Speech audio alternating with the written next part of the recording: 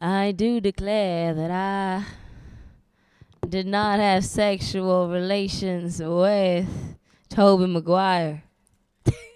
3 weeks later, Ysamalis was indicted on counts of charges of having sex with Toby Maguire. Toby Maguire's camp denies the claims indubitably. I really like that word, indubitably. Thank you for being here, guys. Thanks for having us, Miguel.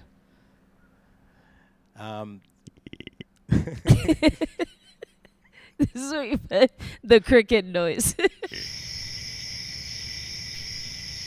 So the film was inspired by early French cinema, like roughly in the '60s. Godard was a heavy influence on me as a. Okay. Who wrote that monologue? What monologue? That's what I thought. Play me out, Johnny.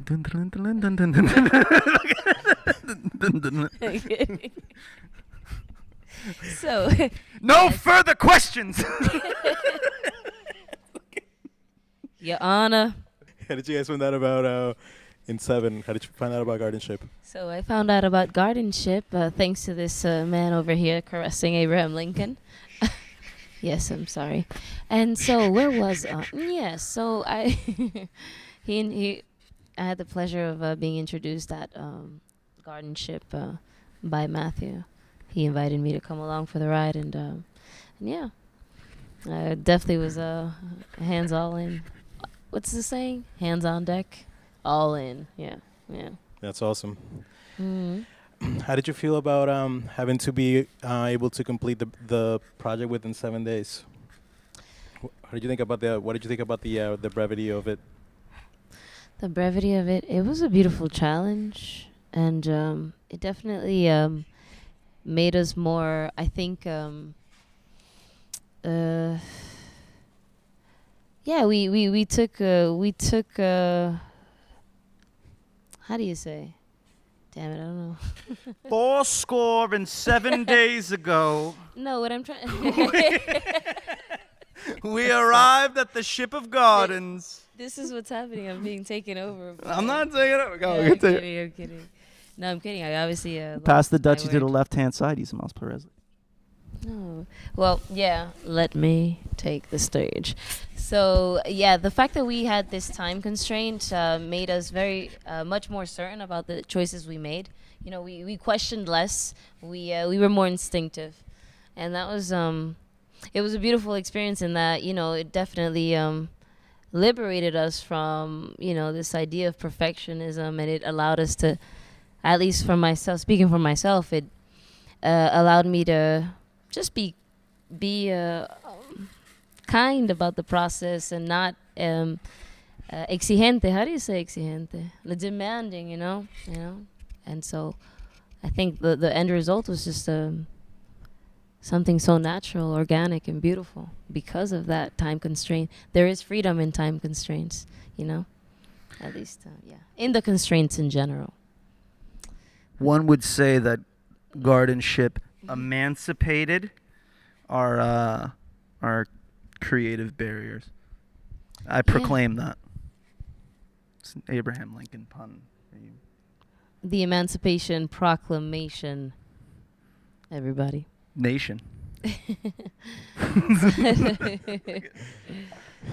How did the place inspire you to use the kind of shots that you got? Use the kind of shots that we got. It's just a lot of beautiful symmetry and like a lot of like the textures here are really, really nice. The chord, it's like cool, man. It's like a mix of like urban, like it's like cold, warm, like nature, like there's earth. Yeah. You know, like it's like the juxtaposition of this place alone. Yeah.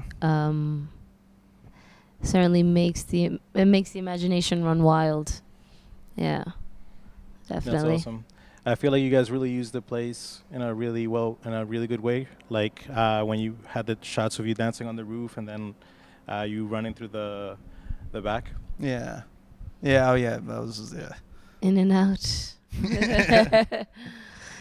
Yeah. Yeah. No, it was just like just really inspired by like all different locations and stuff, and having that range was really, really helpful because you get to like, it's like 18 different locations. Yeah. Fucking, you know, just a couple of feet. In the space alone, yeah, it inspired these characters that were, that were brought to life by us in the space alone.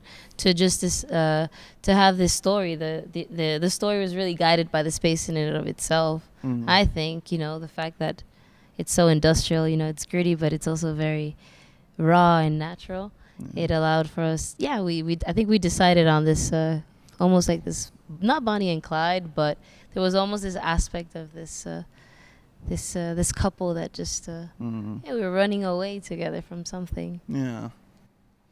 Or to something. Cold textures, very warm people. Yeah. Yeah.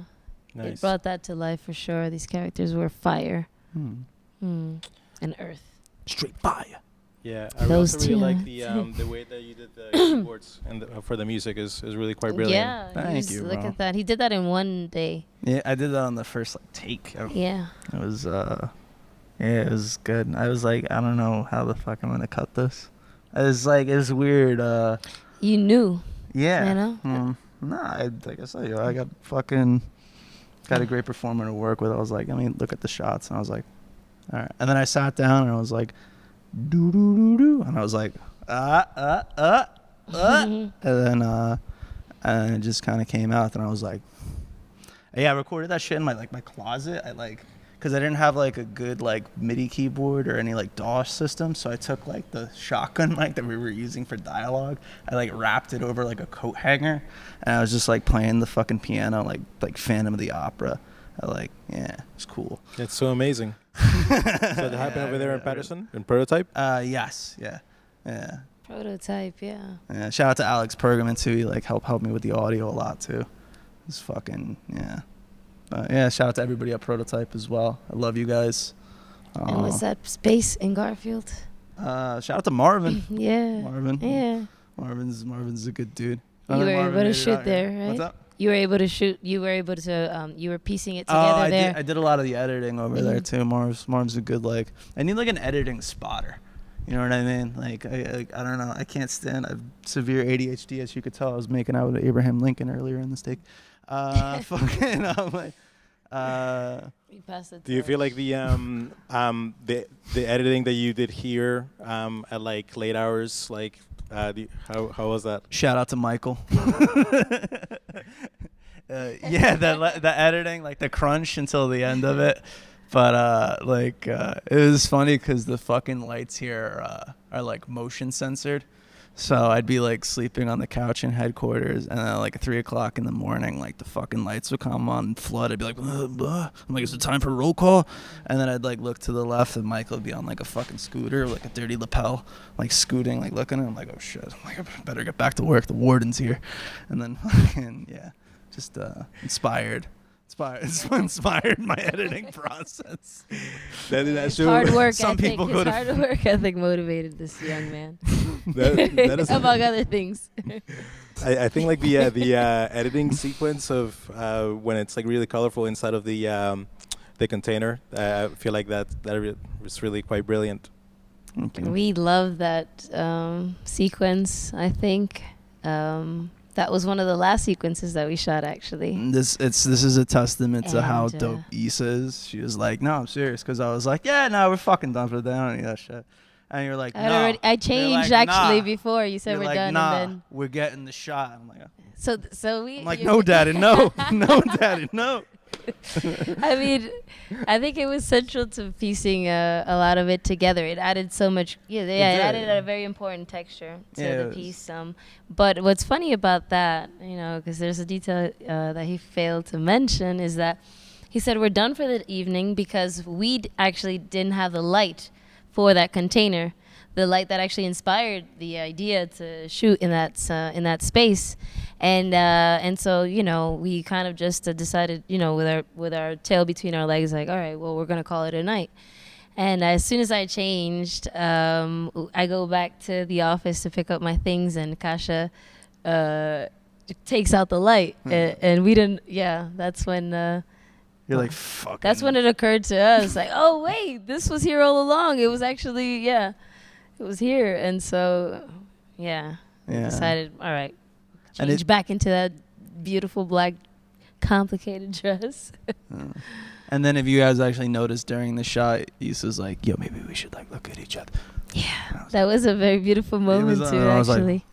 It was good. It's beautiful. Very, very proud of the film. A very funny anecdote about that moment too is that there was this artist who goes by Alchemist that was passing by, and because we actually decided to finish, that last scene where we were kind of looked at each other like so, happened because Alchemist was passing by, and Matthew had the good sense to ask him, hey, can you shoot this part for us?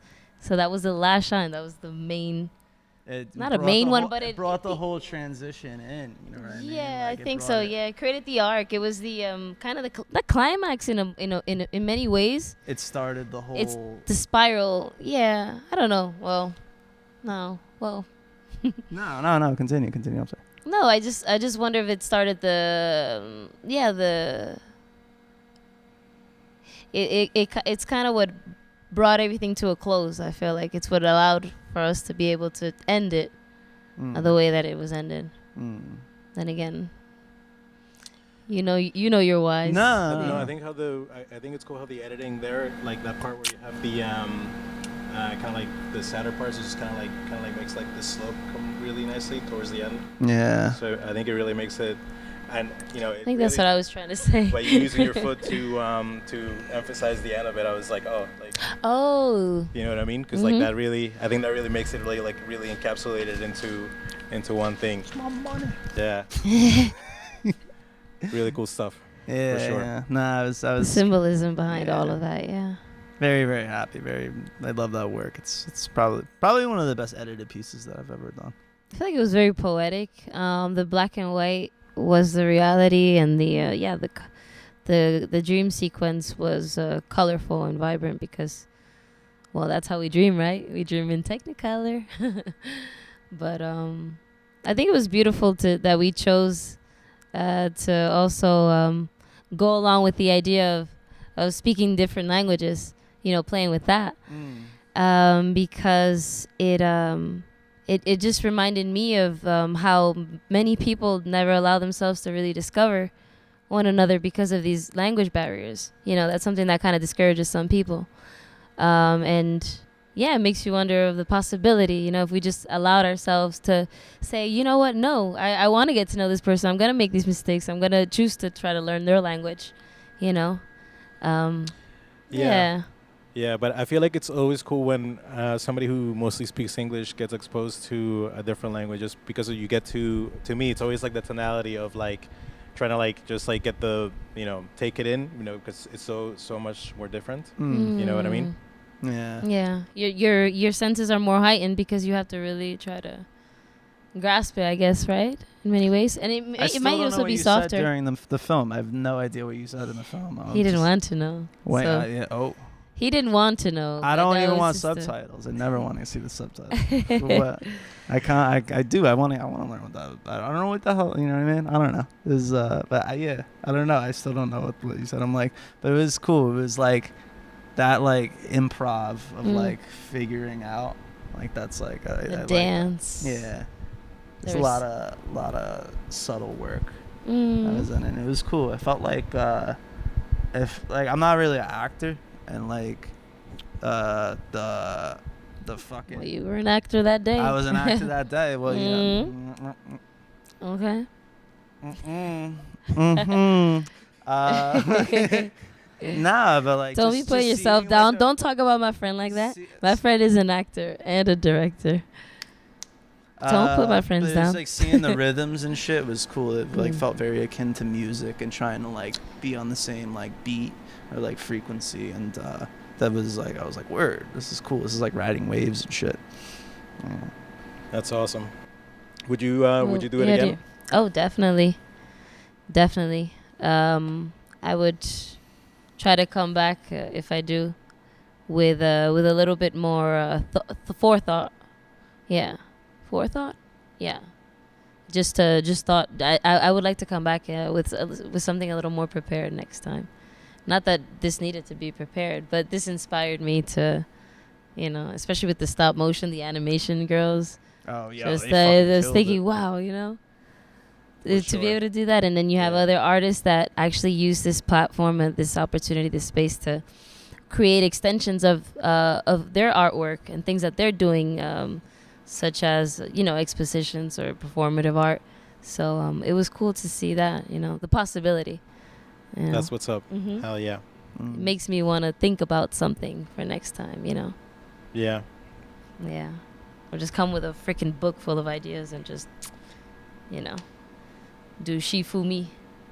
Shifumi is rock, paper, scissors. That's how they say it in French. Oh, Shifumi. Oh. Shifumi. What's Rochambeau? That's the one where you kick each other in the balls until somebody collapses. Oh, that sounds very Nordic. Yeah. Nah. Japan as well. Oh, really? Yeah. Okay. Yeah, Okay, I think, do you want to... That's how they take political office. I don't have any, so I'm copacetic. Wait, what was the question? Before we get kicked in the nuts? Yeah, I was going to say we should call it before we get kicked in the nuts. Don't want to get kicked. I got Stonehenge. But yeah, it was really wonderful to meet such a collective of people that were so giving. The tribe. I really felt this brought a lot of joy to my experience since I've been back here in the States. You know, I felt like I found kinship. Yeah. That's so I'm very grateful. I'm very grateful for you all, for everybody that contributed and just allowed, just opened doors. You know, allowed us to collaborate, allowed us to, It's the giving, cooperate. the giving energy of the universe, my friend. You give and you give, and then it receives. It's like a positive radiation. Yeah, well, we were like Chernobyl, but positive. Oof. Oof. What? It's bars. It's bars right there. Chernobyl. It's my way of saying it in French. I'm so sorry, it's not... The two-headed deer. Excuse me, what are you talking about? I don't understand you. The Chernobyl vibes. Chernobyl mutant vibes. What is that grizzly bear doing with 6 legs? With Chernobyl radiation. Because, Europe, well, you know, it's still... The Posse vibe, all right? It's a positive vibe of, you know, it's like radiating good energy. It's good. Everybody comes together and makes things. Everybody, you know. No nuclear plants works. Yeah, melted down. I don't know. Did you drive over here? To make this looks film? like No? Huh? To make this film? No? Yeah, to make this film. That's what I was trying to say. No 6-legged bears were hurt in the making of this film. I just wanted everybody to know that. Right. I don't know. Yabba-dabba-doo. Yeah, I mean, see you guys next year. Biddy-biddy-biddy, that's all, folks.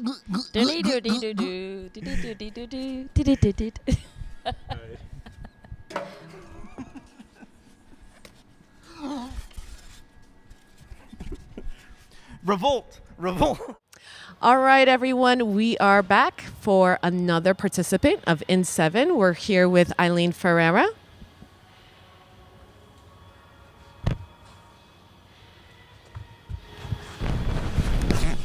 Hi, Kasia. Hi, welcome. Thank you. Thanks for having me. I know, welcome back. It's only been a couple days since you've left, but here we are again. Yes. So tell me a little bit about yourself and your art practice. So I consider myself a multidisciplinary artist, visual artist only though. And usually what I make is paintings, prints, sculptures, do some handmade paper. I really like process. But I've never really made a video before. Very cool. We'll talk about process a little bit more because I want to hear about this process, but I am all about process as well. So how did you hear about gardenship? Another artist. I knew about gardenship before, actually. I knew about gardenship before, but Gwen Charles happened to post, hey, I'm submitting to this In7 and maybe you want to try it.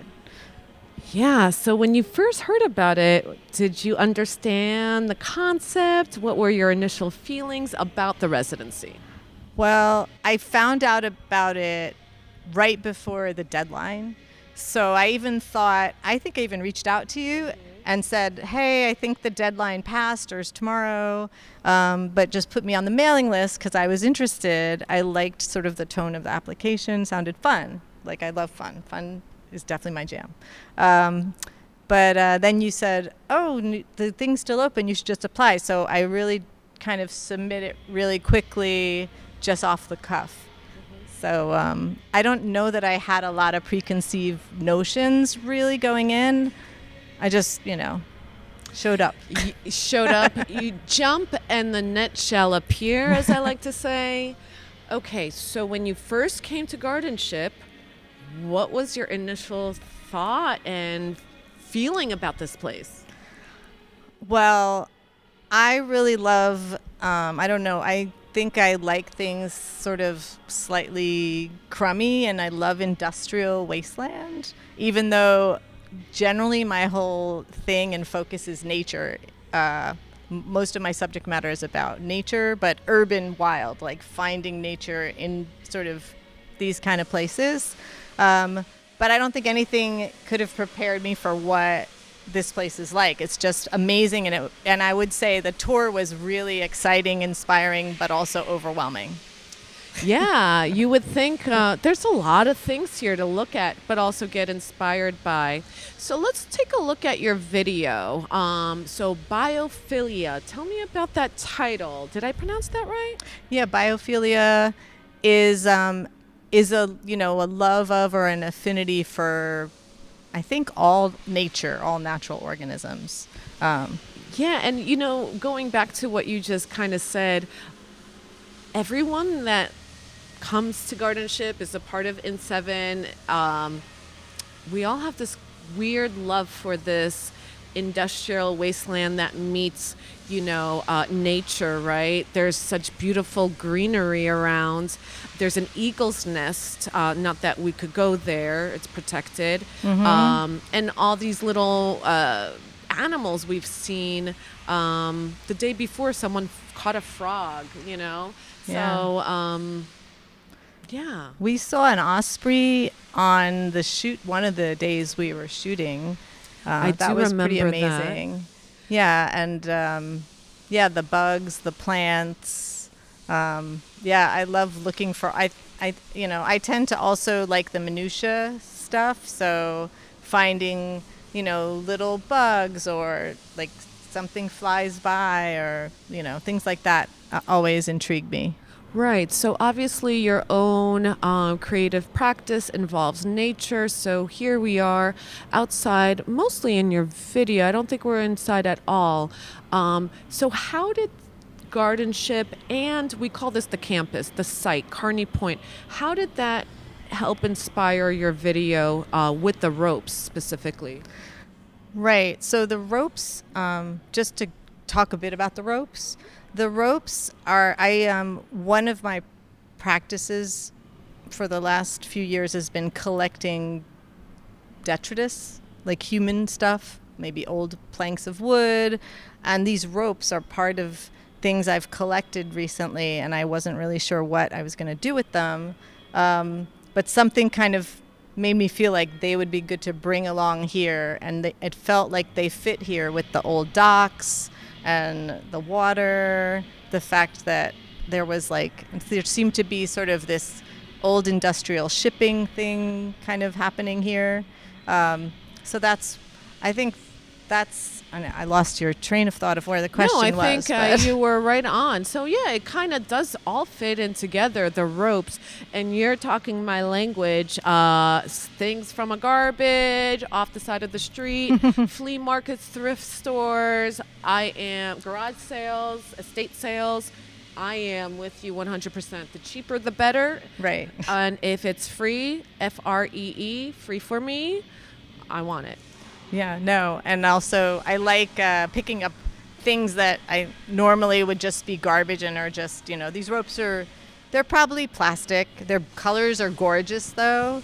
And there's something about being able to find a new life for them. Also, I wonder a lot about what they used to be for whenever I collect stuff. So these big, heavy ropes, that washed up somewhere with the duct tape on the end. I have no idea what they were for. I know. Tell us about your past life, rope. Tell us. As a witch, maybe we can figure that out. I don't know if there's a witch vibe in your video, but definitely. I definitely felt like I was leaning into magic, enchantment. And it's funny because it's something that interests me, but maybe in the past has appeared in my work a little bit, but not recently. And something about this place and the tour, after the tour, the next day I just had this idea of I really want to draw a magic circle with the ropes. And I had this idea that somehow it was a magic circle to kind of bring humans in affinity with plants. Yeah, and there's a lot more with the symbol of a circle, right? Circle of life, woman, a symbol of woman, cycles, besides a cycle of life, different cycles. So I really enjoyed that. So let's talk about the process. So you said you never shot a video. How was shooting first? Shooting was fun. I feel like each day I learned a little more about different options, which, it was amazing to have you on site one day and just giving me some ideas. Like, I definitely found a lot of sites that inspired me as, I know I want to shoot this, but I tend to think in terms of still imagery. So I knew, like, the cement with this circular opening, and it's like really drawn to that as an image, but then it's so much fun to activate it as a moving thing, and also to have so many options as to where you view it from. And the same with the hill, like going up on top of the hill and being able to come down, but also I was calling it a bug's eye view, seeing the rope from the ground drag away. Like, I loved this there was some poetry in the movement, which I really got into. Well, I'm glad that I was a part of it and was able to, show you different types of shots that worked with the video and also resonated with you. So never really shot a video before, which you did literally by yourself, camera operator. And then working with actresses or performers. I would consider myself more of a performer than an actress. How was that? It was fun, but it was also a lot of learning just the styling. Although I have, I did once work in like display industry where there was styling of mannequins, but it was not something that was ever my focus. So thinking about how each person looks, how they feel like they relate to each other, that was all and fun. That was interesting, and also being the director was totally new for me, but it was fun. Kind of like your paintings or your collages, right? Like, you're making a composition. So you're making a composition in a frame with people, obviously totally different, but in the in the same way, the same. Okay, so you collaborated with a few people, like your son. Talk to me about the editing process. I know that you edited, but he really helped a lot. He was a huge help because he actually studied like communications in school. So he's a recent grad. He's written scripts for TV and, short films and things like that in school. So he knew Premiere. I just decided I really wanted to work in Premiere. And I've never even opened the program, to be honest. So it was really helpful to have someone, he showed me the basics and I learned a few things, but also when there were some things that I had ideas of, I really wanted something to happen when Issa touched the rope. Like, I wanted to make that seem like this magic moment because I wanted this idea of building as the film went to be more magical seeming. And so he came up with, he was like, well, maybe you want this, or, we talked it through. It was very helpful to have that kind of, you could do it this way kind of thing. It's a family affair. Yeah. So there was another mom and son that collaborated. Yesenia, Yes. her son Malcolm, shot and edited. So you and your son, maybe it's the beginning of a maybe ongoing collaboration. Who knows? Who knows? We'll see. So let's talk about the music. You collaborated with Iris. What a treat. That was lovely, and she's so talented, and it was so amazing to be able to collaborate with her. I listened to a lot of her previous work, and I just thought her sensibility really would work really well for what I was going for. And then really, as you know, since it's a very short process, she like composed something in like a day or a day and a half for me. Yeah, and I think she did definitely Lauren's video and maybe someone else's. There could have been. Oh, yeah, she did. Sienna's. She did Sienna's video. Ugh. And she would and it's interesting, like we were talking about, I've never thought about the sound part of my art making. So that was a whole other thing to think about, and have to trust her a lot. But then also when we made some changes, because it's interesting, you listen and you're like, oh, not quite, but it's definitely something close. And she was able to make some adjustments for me. It was really amazing. And, it's like basically a new vocabulary language that you're speaking. You're like, I want it more hopeful in this part. What does hopeful mean in a musician's? Everyone's going to interpret that differently. So I'm glad that worked out. So let's talk about the last part of the process. Editing?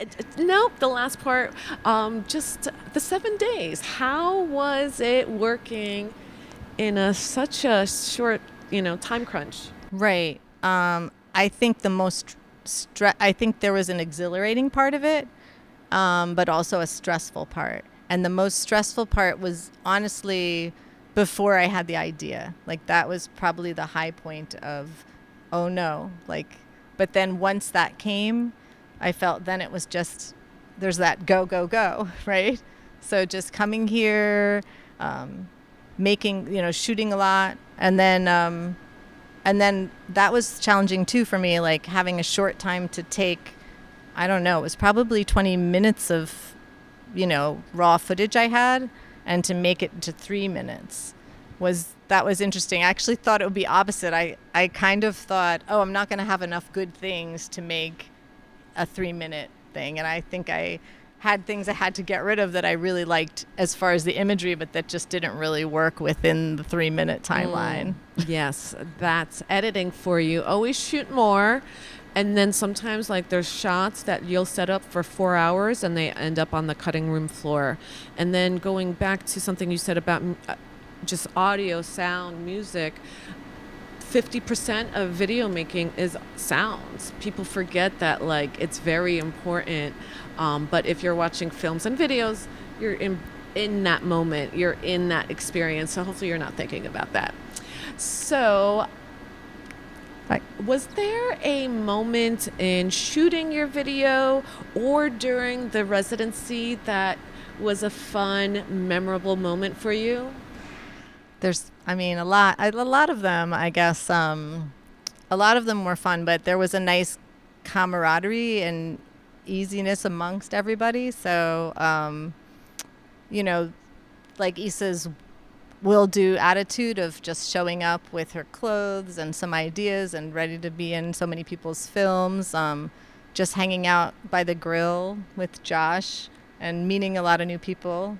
Those are all memorable things. Yeah, I really loved those little moments we had. We definitely got to know each other. And I say about this residency, I said it the first day that we met, the more time you spend here, the more you're going to get out of this residency. Obviously, everyone has so many things. You have a husband, you have jobs, you have a son, you have a household, right? So, some people could only be here 2 days tops, and other people slept here. Right, that's true. I was very inspired by the girls doing their stop motion and having been up and then just kind of gone and slept in the car because it felt like it wasn't worth going back just because they'd be here early again. Yes, so. I told them to put in their title not only what we were watching, like stop motion, 2D, animation, and whatever else. And then I also said, tell us the hours. And they estimated 120 to 130. And then I Googled like how many hours are in a week. It's 168. So like wow. they barely slept. Right. You know, I'll be talking to Iris about the music for that, but unfortunately Sienna's not available for the interview. So just to wrap it up, your overall experience, would you, your overall experience of In7 and your video, and would you do it again? I think it was a really great experience.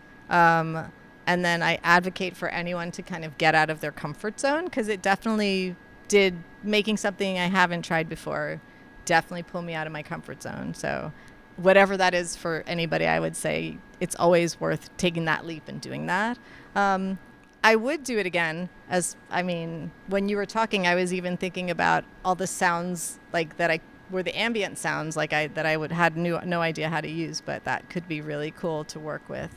I don't know, but I haven't processed how I feel about the finished product yet, because it's still new. Okay, well, I've definitely heard reactions from people, and I love it as well. And something specifically about the sounds, I'm so happy that you used that little whisper. Yeah, that was great. The little, like I wanted it to be like I don't know what she was saying. It didn't matter. Right. But that's what I wanted. Exactly. So, and then like built up. So bravo. And I'm glad that you decided to do that. So, you would do it again. I would do it again, definitely. All right. It was a lot of fun. Sounds good. Well, thank you very much for sitting down with me and also being a part of In7. Now you're part of the Gardenship family. Nice. Thank you so much for having me. It was fun. It was wonderful. I love to hear it. All right, Miguel, let's wrap it up, shall we? Okay, so we're signing off for now. I'm going to come back with another participant, so stay tuned. All right, everyone, and we are back. We are with another participant of In7. We are here with Boris Bernard. Boris is a street artist, graffiti artist, silk screener, or printmaker. Yeah, that's a little bit about Boris. Boris, how are you doing today? I'm good. Nah, I'm way too sober. But no, today's awesome. I'm always happy to see Kasia. I'm happy to see you. I've been part of Gardenship since 2020. You've been a part of this kind of since the beginning. So tell us a little bit about yourself. I know I did a little bit of an intro, probably not a really good one, but you want to just share with the folks at home? Yeah, like you said, my name is Boris Bernard. In the current state, I'm predominantly known as a wheat paste, street artist, graphic designer, collage artist, silkscreen printmaker. So I do that, and I came from LA is where I learned that style. But I do a lot of other different things, but that's what I'm primarily known for. So once people get to know me, they kind of find humor when they meet other people that only know me for the one thing. They're looking at them like, yo, you have no idea. This guy is all over the place. So yeah. Yeah, I feel like you're an interdisciplinary artist. You have your hands in so many different things, and true artist, I think. Like I that's how I look at you. I like to say, I make things, people call them art, and sometimes they give me money for them. Yep. I've heard you say that before. I love it. So I kind of mentioned vaguely that we met in 2020. Can you tell me how you kind of came about getting, acquainted with Gardenship, and also what was your first reaction when you first actually got here? So I'll answer the latter question first. I had just come back from being in LA, being in a warehouse, right? And the guy that launched American Apparel, he started a new brand, Los Angeles Apparel, and they took over 126,000 square feet. And we were on the top floor. So in my mind, I was like, dude, why can I not get away from fucking warehouses? I'm always in a fucking warehouse somewhere, So it was shocking to see it, not just size but location, So yeah, for sure. Like, what the fuck is going on in here? And but I was happy because I was like, one familiar environment to another, so I could kind of stay on that path. But the way I found out about this place was part of a collective from Newark called Poor Kings, and the founder of the collective, he told me, hey man, he has a studio over here. He said, hey man, you gotta come over and check this space out. Like you gotta come check this out. Cause I was like going back to Virginia and Brooklyn, and I was kind of all over the place. He's like, no, come over to this warehouse.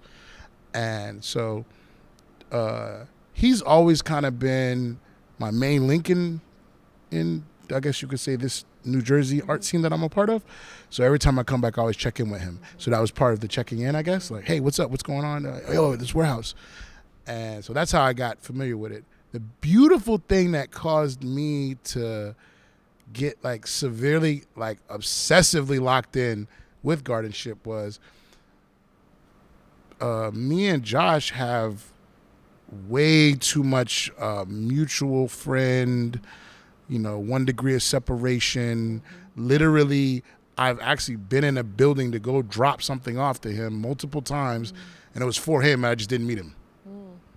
I love that. Such a small world. So for anyone watching at home and you don't know where we are in Kearney, New Jersey. This area is called Kearney Point, very industrial area. It's between Newark and Jersey City, and right after that, Jersey City is New York City. So we are in this interesting little area, and a lot of people don't know about Kearney Point and Gardenship. Well, we're between the Hackensack and the Passaic River. Yes. I mean, I learned that here.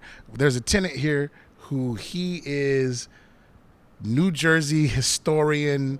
You don't even need Google. You just talk to him. And I say that not as an understatement. Like, I've literally thought to look up something, and he was here, and I just knew to ask him. Yes. What's his name again? I think it's Mark. Yes, and he just has so much knowledge and history. I love those kind of people. And that's what the real, once you're here, okay, location's unique, but peaceful, size, open space, you can kind of do anything, but it's the people here that become like that final, like, binding fabric that it's like, okay, Gardenship is more than just a space. Yes, I love that. So let's talk about In7. So again, I kind of mentioned that you started with us in 2020. You did the graphic, you did some screen printing. I remember having a t-shirt and also a tote bag. I think we had that defund logo on it as well.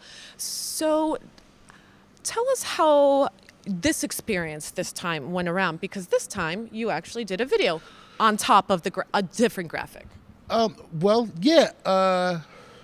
This experience, I didn't have an expectation, but I will have to admit, I caught a bit of fright. Like, oh, wow, like, I'm really doing this. Because, I was in the presence of people who have made films, who are knowledgeable of it, especially like the technical talk with the equipment, so it was a little intimidating. But once I started, like, being honest with myself about, okay, I know what I want to do, it was just like, okay, I just got to do it, I think what's cool about it is there's, once again, it's not just a space, it's the people that we're activating in the space. It creates this, like, kind of like, I feel like a buzz. Yeah, like, it's like an aura, like I don't want to say vibe, but it's like almost like a frequency that's vibrating very strongly. And I don't mean that lightly. Like, you'll walk past something and you can feel the activity as you walk past it. And then you walk past another thing and you can feel the activity. You'll want to go to another area and be like, oh, someone's filming over there. Your mind is saying, let me not disrupt that. Oh, I'll go over here. If that wasn't going on, I would have just walked over there and did what I would have did. So it's like there's a frequency that's like vibrating throughout the space, and I do get kind of like creatively high off that. I think we all Yeah, do, just as yeah. creatives. Like, it's so Yeah. exciting. So this is a question for you. Was there like a funny or memorable moment either while you were making your video or while you were just kind of a part of, you know, the residency while we were in 7 that really just stands out to you? Yes, and you can't edit this. No one can edit this out because it's the truth. So I was enjoying every time you were double checking with me. Yeah, I was You enjoying were? that because in the back of my brain, I was like, I know what I'm going to do. It's not going to take that long. And I could answer the questions, but I'm like even intentionally postulating just so it'll make it more convenient for you to ask me again, just so I can like act out and be like, oh yeah, no, it's okay. I got it. I don't want. Yeah, I don't You want were to talk toying about, with me. Totally trolling you. I was totally trolling you. That's the first time I've officially trolled somebody. Officially, Yeah, I yeah. don't believe that. Yeah. I'm assuming you've done it Yeah. before. At least I didn't take it to heart. Like my experience, we've talked about this. You know, I worked in TV and film. I was in production. I was a line producer. I was like a first director. Assistant director. So like me and coordinating and time and asking all these questions was a part of like my experience. But I knew you had it. Well, I would to compliment what you're saying is that was my favorite part about it, was to see that aspect of your character, because up until then I never saw it. Yeah, because I could be a free spirit, but I could be a free spirit and organized as well. Yeah, man, I like that shit. That shit is like, I'm like, oh, Kasia's like the real thing.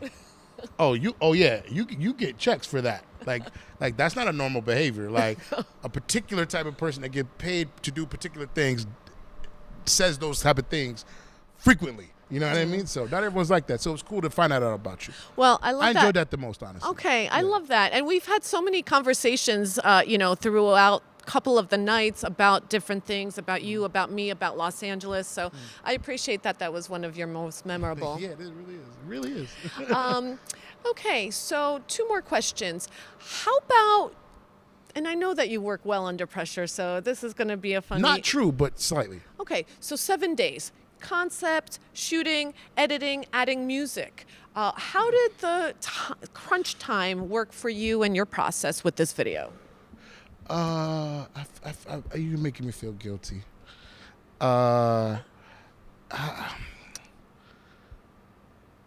Last year when I said, oh, I got a graphic I want to do for you, I already had what I was going to do in my head. You know what I mean? Like, it wasn't any pressure. It wasn't. It was just the deadline to get it done. And can I you? want to say like a fabricated, like pseudo-intellectual thing, you know what I mean? Just to like, I guess, occupy the minutes that this is recording. But the honesty is no. Yeah, it was like, okay, this will take about 3 hours to do. Yeah. Hold on, I will say this. The catch thing was, you're right. When you were talking about, I stand corrected about your inquiry, right? When you were asked, during orientation, you guys were talking about licensed music, right? I hadn't thought about that. I was just thinking about the visuals. And when you said that, I immediately I was like, oh man, my homie has those unreleased songs. They leaked, but they're not registered on anything. You know what I mean? Right? And so it's like, they're not, it was a leak. Those were not put to some actual real album, so it's kind of safety ground, I didn't think twice about it. And so that was the unique thing I think that I did, because where he is now is very different from where I initially met him. And so I'm enjoying seeing the success. It's cool to watch it unfold, And so anytime I can like interject him into something, and that I deem worth the while of placing his music there, and then 7 is that. You know what I'm saying? It is, yeah. You want to give him a shout out? No. Okay. If you want to hear the song, Yeah. it is in the video, Yeah. in the full show, which is also up on YouTube. Mm-hmm. And then last question, Boris. Will you ever want to be a part of In 7 ever again? Of course. Yeah, that's a weird question. Yeah, always. Not not ever again, but always. Who doesn't want to spend 7 days shooting something, editing it, scoring it, and screening it for people to see in 7 days? Who doesn't want to do that? That's creative. What the fuck? Yeah. Well, I'm glad that you've been here literally from the start and you're still here. Looks like we're going to continue going with it. So this is our 4th iteration of In7. Next year will be our 5th. So it's going to be bigger and better, I'm assuming. See, this is what you said the other day. Oh. And then we're going to do an interview that's going to be Boris asking me a bunch of questions, right? As the week went on, and you said this would be the 4th time, so that's four different variables. Is there a trend you're noticing after 4? Is there something you're noticing that's organically reoccurring? Do you understand? You understand what I'm saying? Yeah, I mean, sometimes it's the people that are some constants. I have had repeat artists that have done the residency. They're kind of like family. They've done it before. This is not their first In7. So that's a little bit of a constant. I'm always thinking about maybe next year, is it all fresh blood?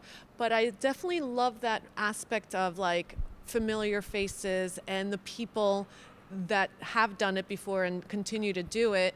So you enjoy that variable. You enjoy that part of the variable. I enjoy that. Now, it's kind of funny, or I'm not sure if it's funny, but I could only plan and have things laid out as much as possible, but I always have to give, faith in the process, in the journey, that things are going to work out how they're going to work out. And somehow they work out even better than I could even imagine them. The collaborations, the people that work together. Isa, the actress that came the first day and then she did 4 different videos. Like, I could have never predicted that she would fall into this residency. So that's the reoccurring thing you're seeing. I love those little, serendipitous moments that were meant to be, that happen without me facilitating them. I facilitate everything to a degree, but then the magic, the vibe, the frequency, the energy, whatever we want to call it, that just happens. That happens. Yeah. That's what I live for. You like maintaining that. That's a formula right there. Oof. Yeah. It's like I got chills just thinking about, how things just transpire, and it's just a beautiful thing. Okay. Cool. Okay. So we're going to wrap it up, Boris. Any last minute thoughts about In7 Guardianship? Wu-Tang is for the babies. All right. Well, there you go. You saw Boris, or did you? Thanks again for watching, and we are going to be coming up next with our next artist. Stay tuned. Okay, here we are back in Guardianship in a little different setup. I'm very cozy here with Gwen Charles. Welcome, Gwen. Thank you, Kasia. So, Gwen Charles, I know that you spell your name with a lower G and a lower C. Can you expand on that more, as well as your art practice? Sure. I spell my name in lowercase and taking inspiration from E.E. Cummings and his poetry. Also thinking about Bell Hooks and how she also wrote her name in lowercase, and she had always said that it was important to focus on her work and not to focus on her. I've also been influenced by object-oriented ontology and thinking about things being equal and taking a hierarchy out of things. So rather than having a formal name and having something be above, I'm equal to all the objects that I work with. So that's one thing. And then also, I always thought that the script G was ugly. So I like the lowercase g. You know what? I agree with that. And what about your art practice? Tell me a little bit of what you do, and you do a lot. Great. Yeah, I work mostly in video and performance. I've been making objects and costumes and setups that I make a little scene out of, like a little vignette. And I record that in video. Sometimes it's live performance, and I work with objects. Collaboration is a really big part of my practice, and I think about collaboration with the objects that I'm working with the camera itself, thinking about the camera being a collaborative component in the artwork, and also other people working with other people. So it's all about partnerships. It's all about connection and looking at the relationships between objects, between people, between our environments and space, and also responding to our emotional states each day. So you collaborated with a few people on Morning Waters, which has a bathtub, this bathtub in it. Can you talk to me about those collaborations? So we had Isa, basically the actress, performer, and then a couple other people. Can you talk about that more? Yeah, being part of In7, there's this excitement, and also we're encouraged to collaborate with some of the other artists who are here. So I was really, really pleased to be able to collaborate with Ysamalis, and we had also Lauren and Andrea and Michael helping, and we were moving a bathtub through the garden ship space and making it look like it was moving through maybe different spaces and coming from indoors to outdoors, and that reflecting sort of her emotional state of being inside and feeling a great sense of grief, and then coming outside having some relief and having support of other people taking care of you. Yeah, I love that. I mean, I feel like there's always a thread through your work, even though it does evolve and change. So recently you've been working with comfort, and can you talk to me about that and the bathtub? Sure. I've been thinking a lot about searching for comfort, looking for comfort. Where can I find comfort? Thinking about care, the way people care for each other. And the bathtub is a place that we can find some comfort. We can take a bath and relax and be ourselves. Also thinking about tears that come from grief, and thinking about we are mostly water, and being in the water and how that's relaxing, and the tears going into the water and blending into the water in the tub. Of course, in our video, we didn't use any water, but using the metaphor of the bathtub. Yeah, there were some wavy effects at the beginning, and I want to say at the end. So you collaborated with those people. Any other... So you basically edited, you did your own sound, so that was it for the collaboration, correct? Yeah, it was wonderful to have the support of multiple artists working with us, and each of them brought a different energy, which was great. So Lauren, she brought a lot of different ideas and supported my thoughts on care, and she was actively petting Ysamalis' hair and being really bringing the theme to life. So usually in your videos, and not all the time, but a lot of the times, you are the performer, you are the subject. How was it working with others and directing others and not necessarily yourself? Yeah, I think a lot of times I use myself because I can be that model that's available, of course, and I'm expressing my emotion through my own body. So here's another place where I can have someone else represent me. But I think some of the themes are also very universal. So there's something that people can relate to. People relate to grief. People relate to finding comfort. So I think these themes, we can find that in ourselves as well and understand that. So whether it's me or another actress who's in the tub, I think we can relate to that, trying to find comfort in the moment. Yes, very well said. Another question, okay, so not everyone knows about this, but there was a wonderful moment that happened during In7. We got our lake by accident, and we shot something for you, and it was just beautiful. And maybe we'll put picture in picture if we can of that shot, at least. You have the footage. I have a photo of it at least. So just tell me, because I'm curious, where is that going to end up? Because I know that's going to be its own piece because, yeah, tell me. Being here at Garden Ship, there's an opportunity to collaborate with people and work on a piece that will be presented at the end of the week.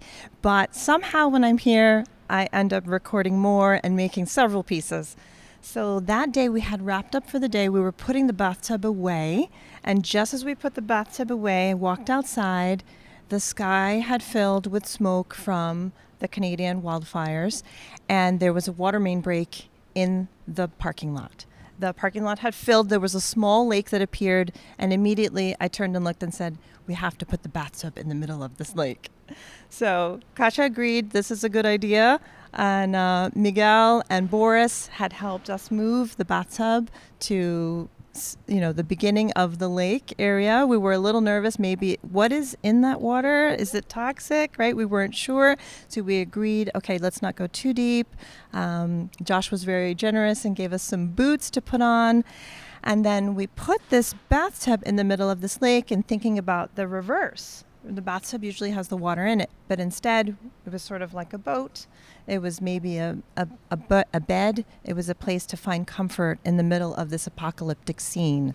So I think that was a place where we could find some comfort in that moment, and thinking of a place that I could rest and relax away from the crazy. I can't wait to see it, whatever you do with it. And I also saw that you did another piece where Andrew was making that plastic boat. So I think I just saw like a snippet of it on Instagram with your quilts that you recently made at a residency. So I wasn't joking when I said that Gwen is very busy. So just a couple more questions. How does guardianship inform, specifically this most recent video, how does that inform your video and your process?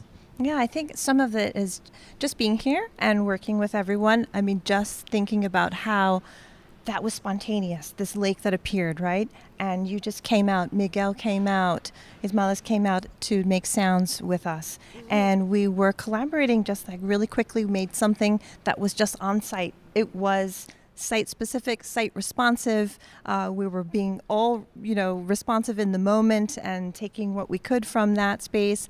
Guardianship is a very unusual warehouse space, and it can be anything you want. I think it can be industrial, but then once it's on film, it magically transforms as well. So I believe each piece that I've made here was not just about the space, but also gave me space to be someplace else, to transform it, to use metaphor, to use my imagination.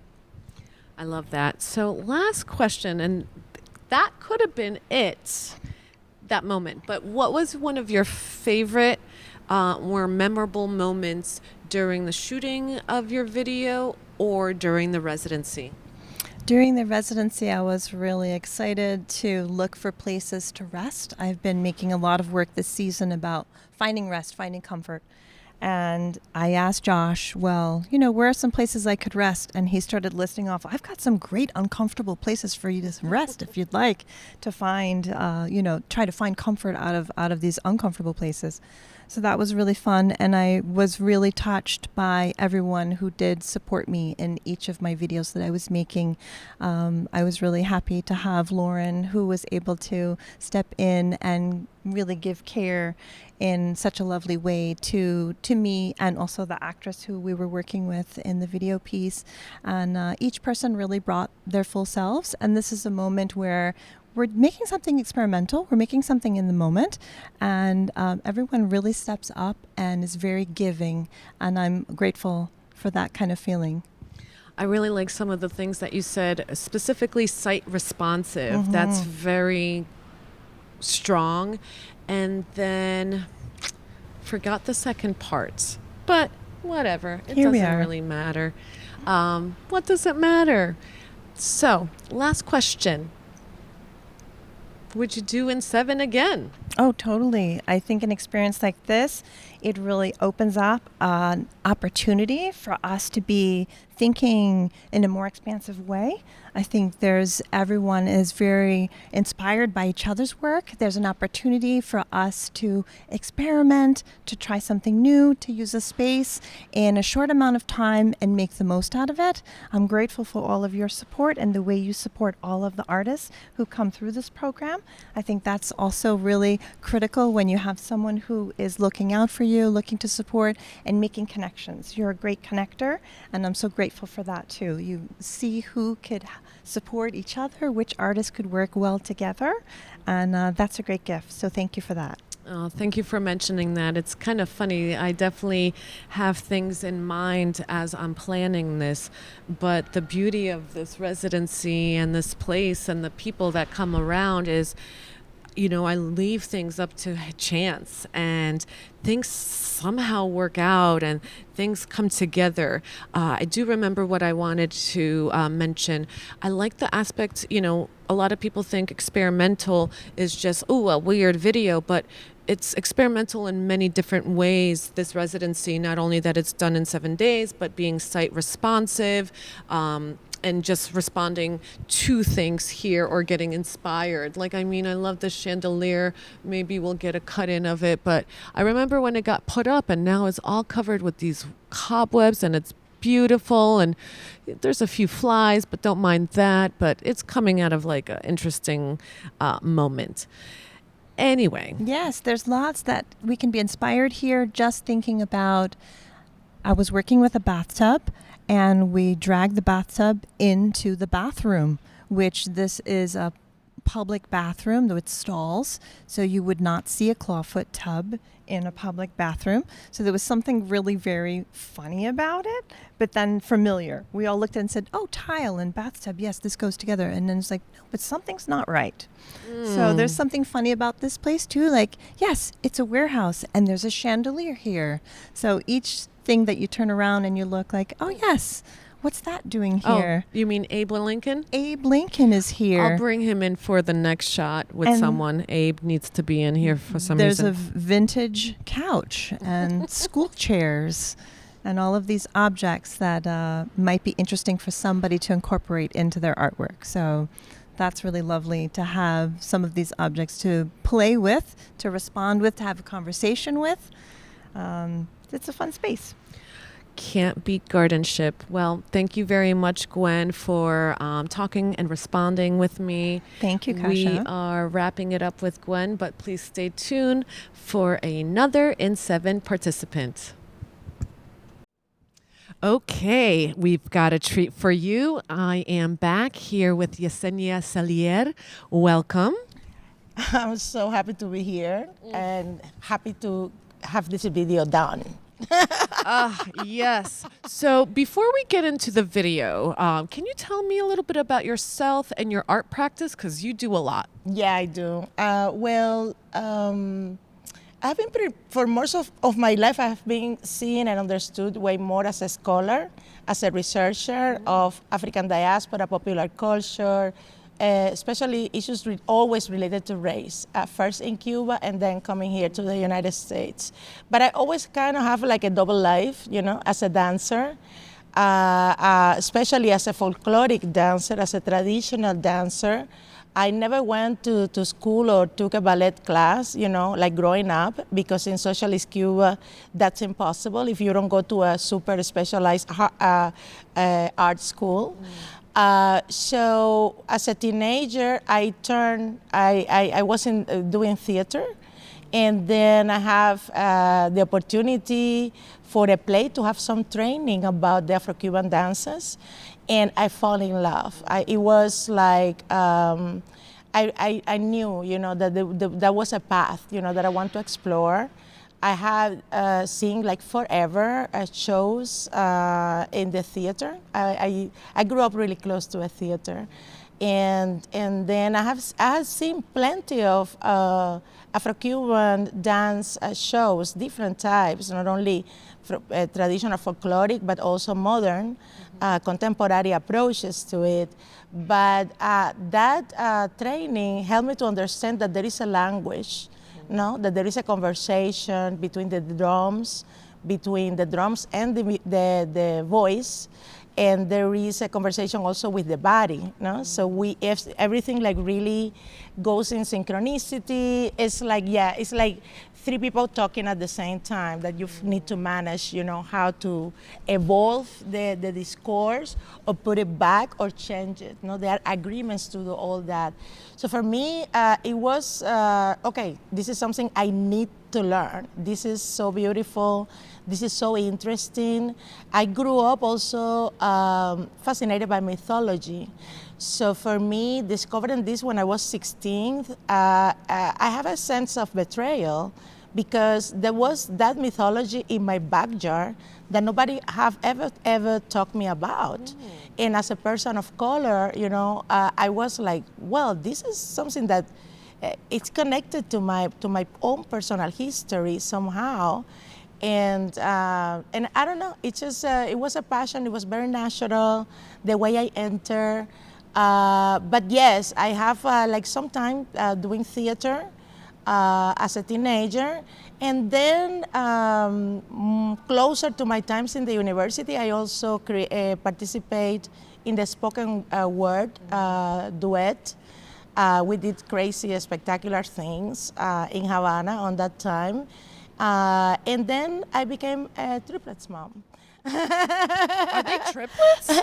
Yes. Malcolm? Malcolm is a triplet. And what are the other two names? Salvador and Leandro. Wow, I didn't even know that. Yeah, Amazing. I am a mom of 22-year-old triplets, and now I also adopted Miguel. Oh, yes. As a quadruple because he's been like a saint, you know, for all of us in the residency, and I don't know, he made me do something that I was terrified of doing.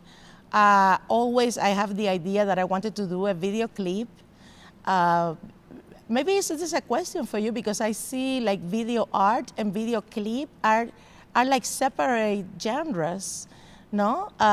So with this residency, Josh and myself are more immersed in the art scene. So we are just thinking it as, you know, a message and beautiful images.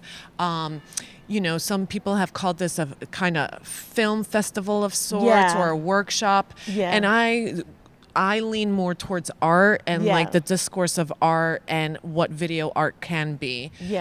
So I would say it's more video art here, but you can make video clips and, you know, you can make a music video, but that's not necessarily but art.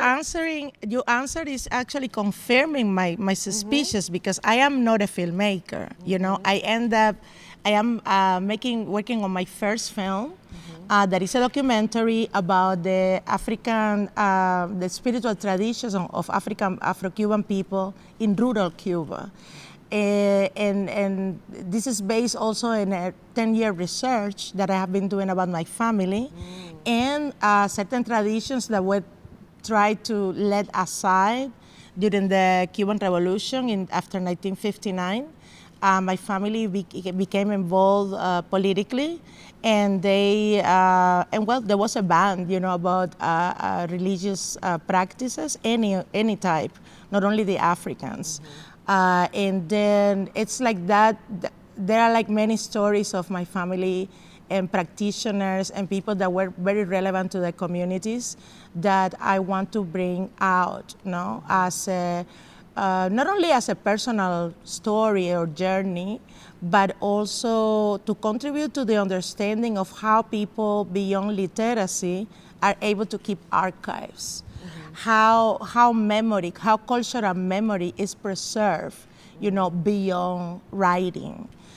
Right, and back in the day, it was just words and stories, and now we have writing, and now we have images, and now we have video. Exactly. So it's just documenting everything even more and better. Yeah, no, you made me think. Thank you so much for that idea because it made me think like, wow, yeah. So with this film that I'm working on, you know, I am kind of connecting, no, the alpha and the omega, because they survive and preserve and care, and now I can put it in a frame that is, you know, shareable, you know, for many people, and also hopefully to learn, you know, how enslaved people that sometimes are thought like people without a culture, you know, were able to preserve their sense of identity and their sense of belongingness, no? Yeah, I love that. So let's talk about your new family here at Gardenship. I think you visited Guardianship last year, but can you tell me how you found out about Guardianship, and then what were your initial feelings and thoughts when you first came in here? Sure. Well, I got to know about you a couple of years ago through Natalie Romero-Mars. That is the second time that she does this residency with you. I came last year to the screening and the Q&A and really was impressed by the quality of work and the turnaround, you know, so quick, no? So I can't say that I have any plans to apply for this, no? But after I went to Cuba and did basically that film in 3 days with only one first cuts, you know, one shot.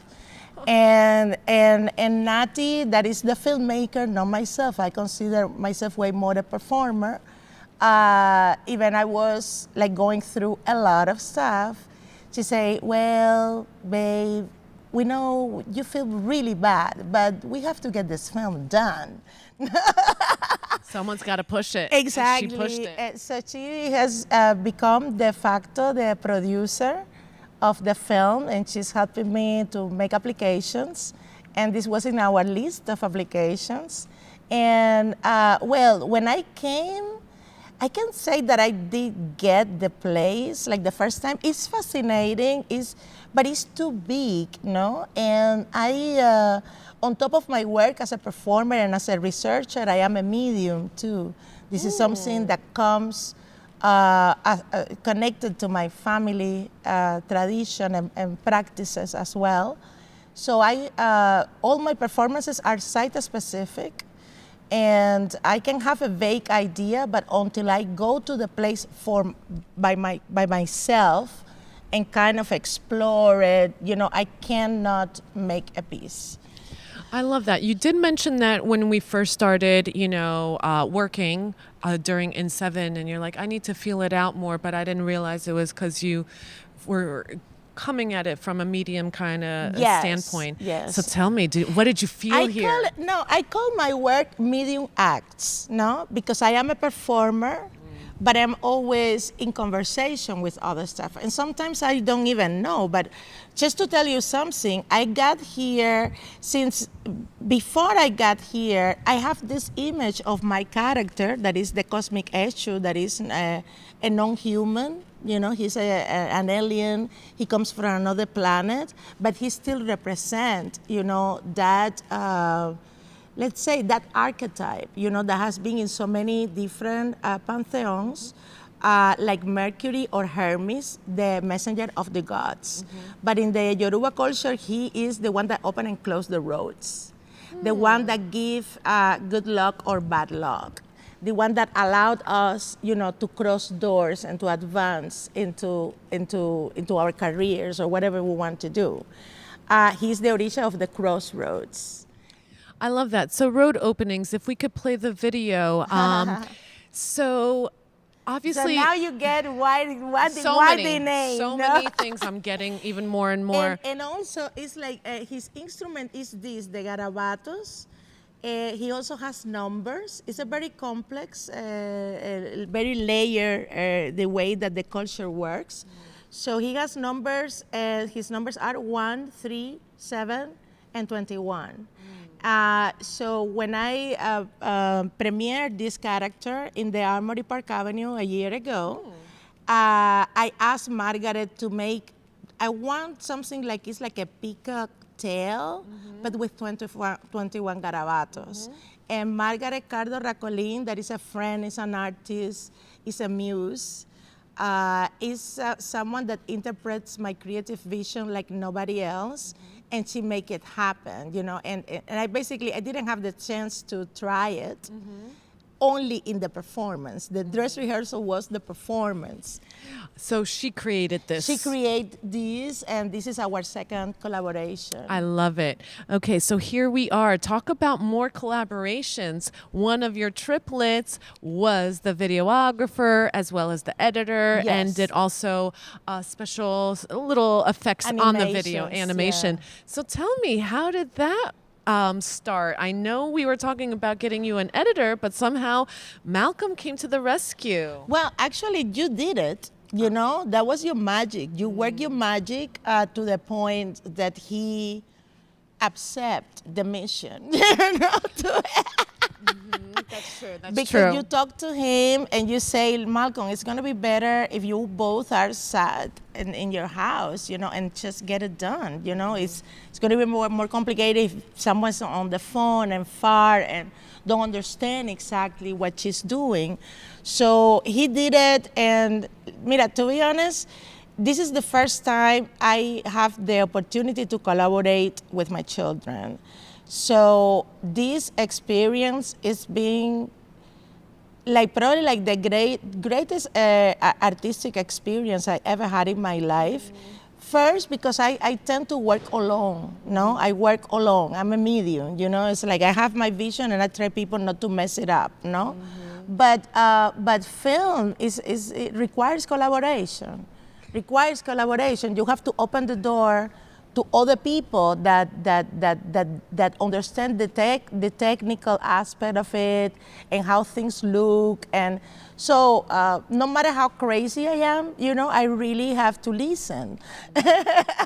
and then this community has been so great. I am so grateful to you guys for allowing me here, you know, and getting to know such a group of talented people with so much generosity and solidarity, and you has been spectacular through the process too.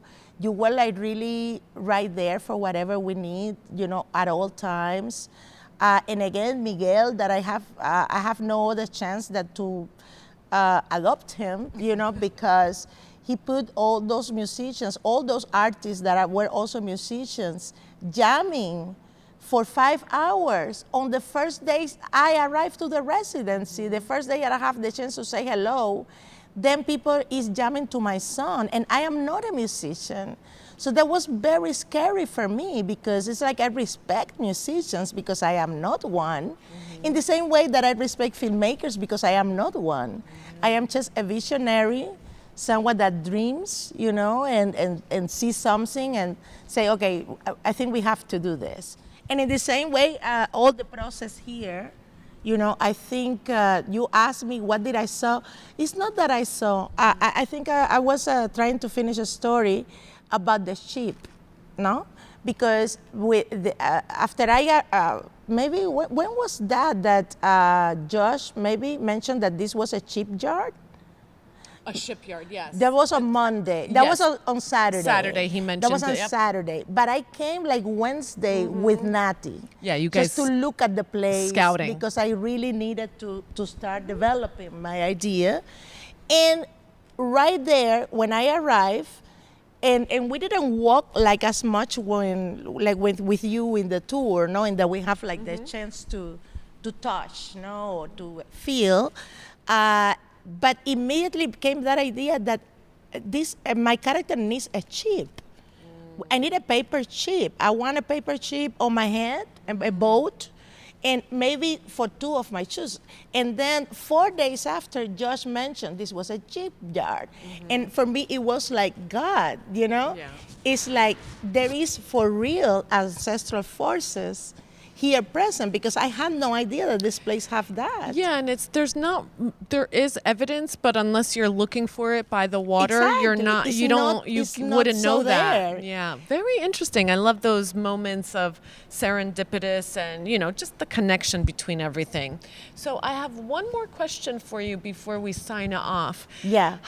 This might be hard, but was there a favorite moment during the residency or during filming your video that was very special or meaningful for you?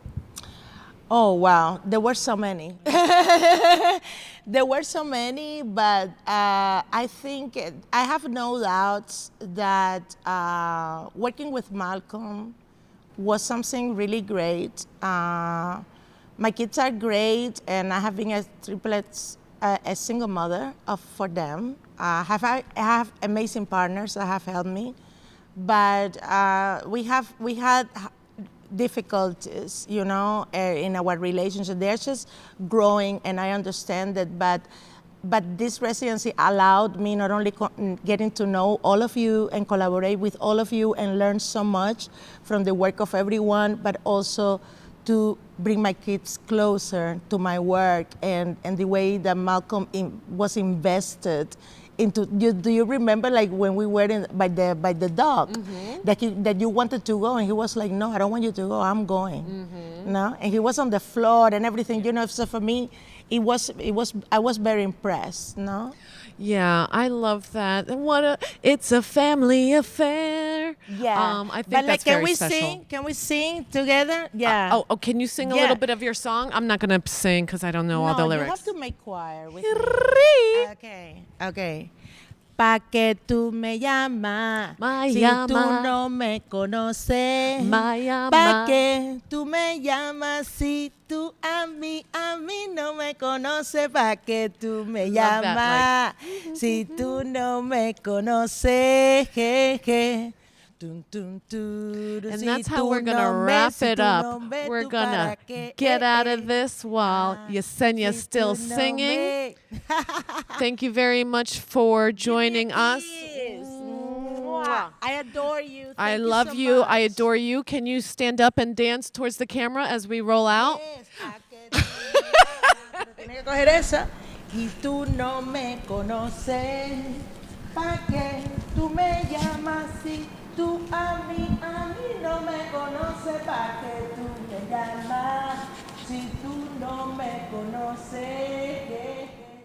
All right. Hi, everyone. We are back with our next In 7 participant, Eric Hartl. Take it away. Wait, yeah. Well, I don't take it away. First of all, don't take it away. Yeah. Take it away, Eric. I guess I'm interviewing you. Eric, so tell the viewers at home a little bit about yourself and, your art practice and what do you like to do? Sure. So my name's Eric. I'm a musician, visual artist, occasional video artist, poet, personal storyteller, and that I'll tell you stories when I talk to you in person. What do I like doing? I like recording music in my bedroom and occasionally performing it live. I also enjoy playing the bass guitar for other people sporadically through my life. For a period of time, I was printmaking and selling those and exhibiting those in the northern New Jersey area, and I hope to continue that practice and the music as well. I really want to see those. You mentioned that while we were driving over here. I definitely want to see what you're creating because I really love your aesthetic. It's very DIY, very I think someone mentioned, I think it was Miguel that mentioned, your videos seem like the most experimental. There's definitely experimental aspects to everyone's video, but yours specifically. Tell the audience, how did you hear about In 7? What was the story about that? Oh, it's a long and treacherous one. No, In 7 was, I had some of my visual art, a print and a photograph with a poem attached to it on view there for their affordable art show. Where? In Smush Gallery, Jersey City, New Jersey, by Journal Square area. And as I was sitting down, journaling, as I do in public, keeping to myself, you approached me, as you do to many, and put me on the spot and was like, hey, I see you do things here. And I agreed. And you're like, you should do things at Gardenship for the In 7 video art residency. And, though there was no gun in my head, I very much felt pressured and obligated in the moment to feign interest. And I said, yes, this is something I might look into. And I did. And I liked the vibe, so I applied, and you accepted me, and here we are. I know. I felt kind of bad because I was really excited to hear that you were a video artist and the photographer. I think I was yelling at you, to you about oh my God, you would be perfect. So literally, I think that happened maybe a week before the deadline closed. So, you know, if people don't believe in meeting people in person and making connections, there's your thing. We could do it. You could go out there and talk to people and get them to come along crazy journeys. So, Eric, when you first came to Gardenship, and like you said, you didn't hear about it before, what were your initial thoughts of this 90,000 square foot warehouse on an edge of two rivers in northern New Jersey? Personally, I was terrified because when initially I had to take 2 buses, very arduous for me coming from Hudson County. You know, one was going towards Newark, and I had to get off, I think, like right outside of Newark, and there was this whole intersection with a bunch of trucks, and I was really scared. And I almost called a car out of fear, but my bus came while I was waiting at this intersection, and it dropped me off right across from the entrance into the parking lot. And then, you know, I walked to this massive warehouse space that we are currently floating in space-time. And walking in, I was astounded because there was just so much going on. There was a DJ stand with a giant stone eye of, I think, Harriet Tubman, and you know, a lot of mold making, casting things, which I can identify because I once worked at a sculpture supply store in Chelsea. And everyone looked really excited, enthusiastic to be here, which put me at ease, given the initial fear of coming here. I'm so happy that you prevailed. You know, sometimes we get scared, but guess what? We move forward, and what an experience. So let's talk about your experience in N7. So you have said that you've done music and videos and photography. How was this experience in Gardenship? How did that affect your video? So with my own video art practice, as I do on my Instagram page, I like to capture what I think are video poems, sort of like, I guess, capturing the phenomenology of a space, and then I edit it using apps on my phone. And I thought, well, this would be like a playground experiment where I don't know what I'm going to find in this wild space with all this art and artists doing their stuff, and, you know, less art stuff, more industrial stuff going on. So I just filmed whatever I thought looked interesting and then edited in post and then wrote a poem to go with it. And I thought maybe if all these elements kind of were gelled together in some software, it might produce something audio and visually stimulating and interesting for audiences. Yeah, I really love that you got inspired by the space. I mean, this space is inspiring, I think, to anyone that walks into it. Not only is it huge, but there's artists and studios and just random stuff like, you know, tubs and real size replica of the Statue of Liberty's finger. I don't know why, but it's here. You mentioned the eyeball.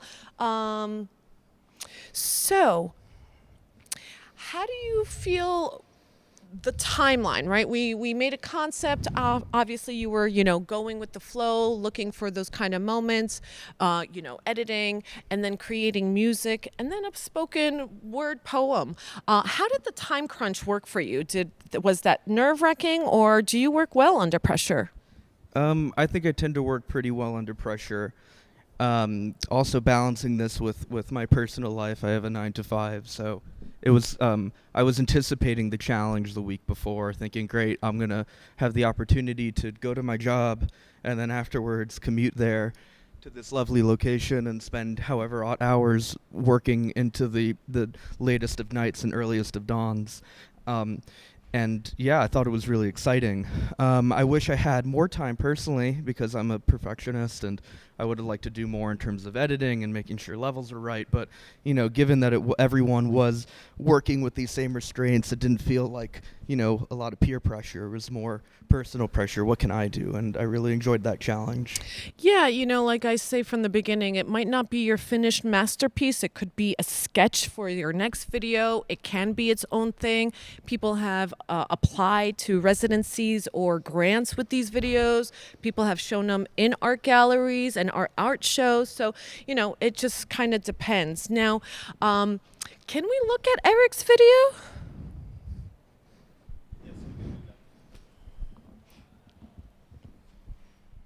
There's a specific part I like in your video.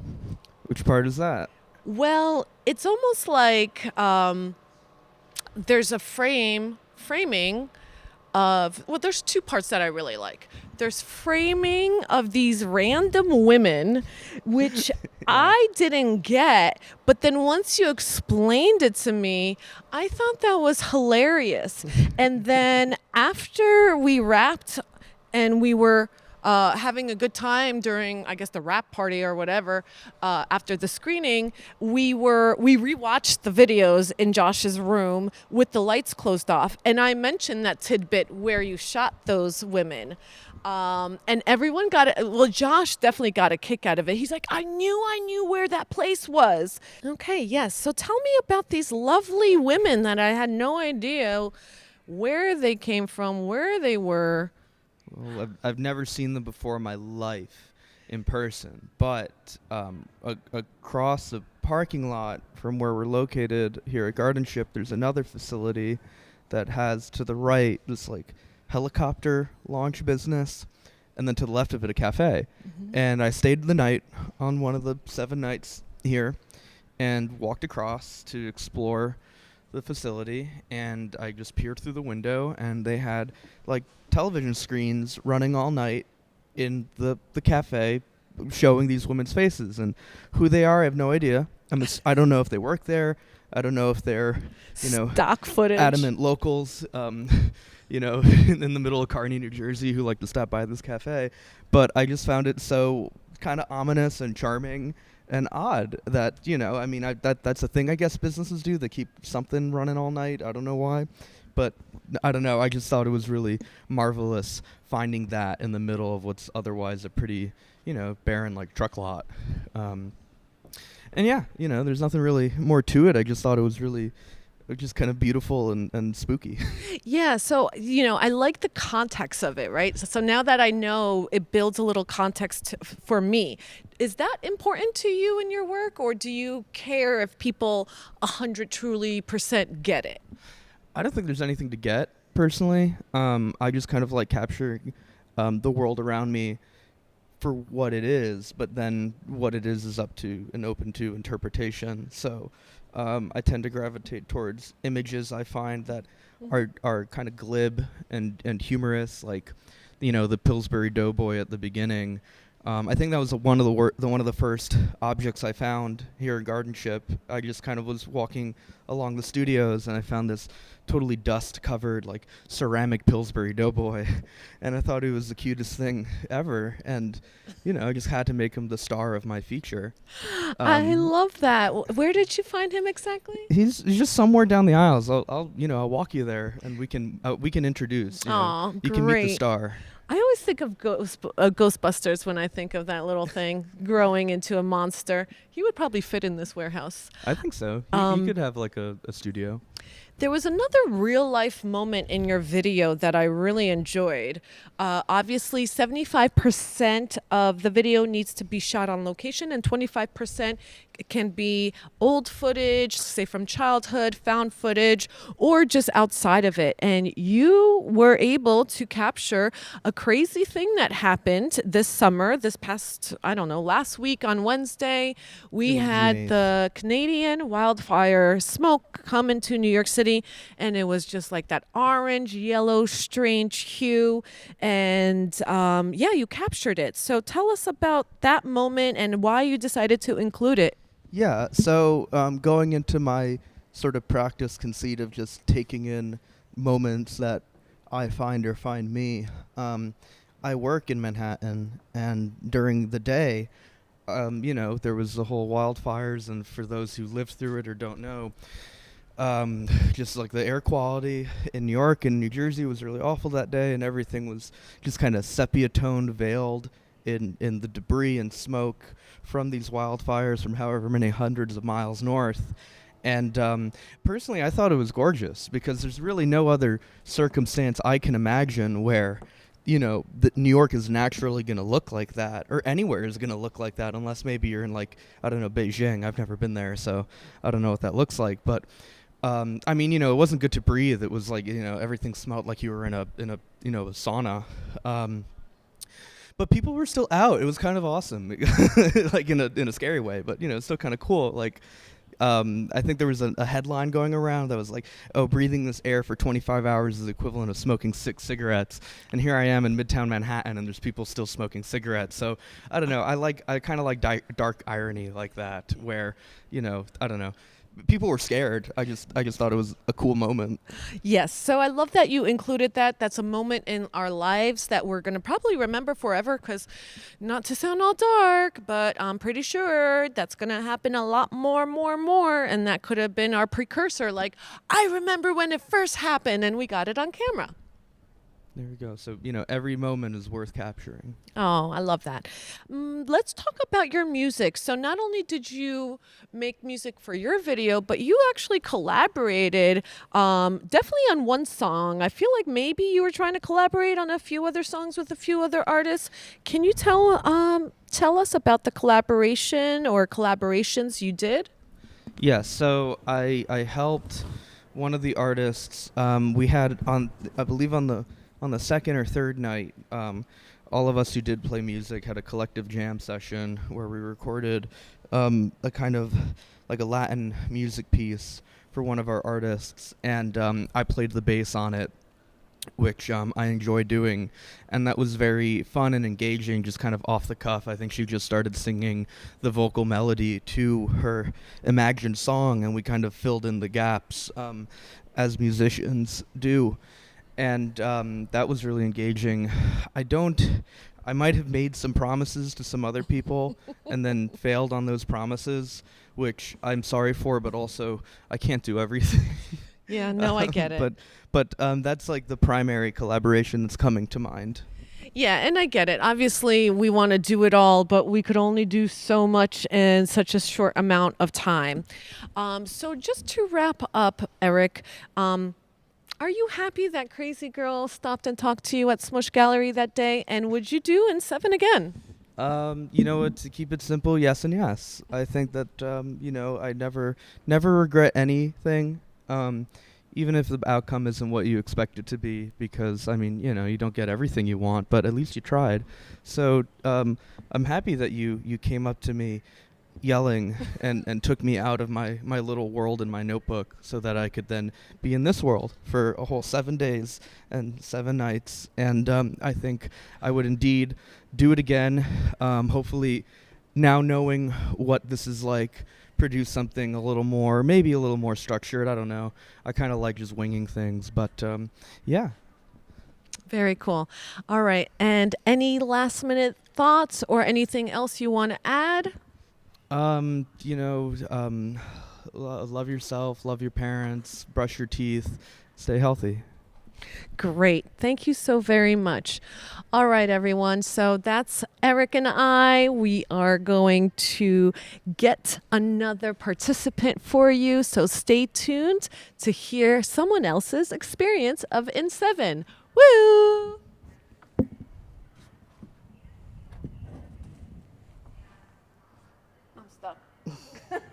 Now you're unstuck. Okay, so here we are again, back at Gardenship, talking to another participant, Lauren Vroegindewey. Lauren, welcome. Thank you for having me, Kasia. Beloved, take flight. You are my beloved. And this is not your You first are mine. rodeo for In 7. Tell me about the process of making this video compared to in the past. Yeah, absolutely. This is my 4th year. As long as you keep taking me, I'll keep coming back. But I feel like specifically with Gardenship, you initiate this immersive experience for all the participants. And each year that I keep coming back, it's another layer that I'm peeling off, where it's this lens of Gardenship that you're only seeing through, and each time it expands a little bit bigger, a little bit bigger, a little bit bigger. So you're saying that there's growth. Absolutely. Yeah. So I should have probably started off with this question. Do you want to talk about yourself, specifically your art practice and what you usually do creativity-wise? Yeah, absolutely. So I am a multimedia artist, primarily working in experimental film, printmaking, painting, sculpture, performance. And, you know, I typically combine the analog with the digital. So typically I'm taking 16 millimeter film acetate, direct animation, scratching, etching, painting, where it's 24 frames per second, you know, the size of my fingernail.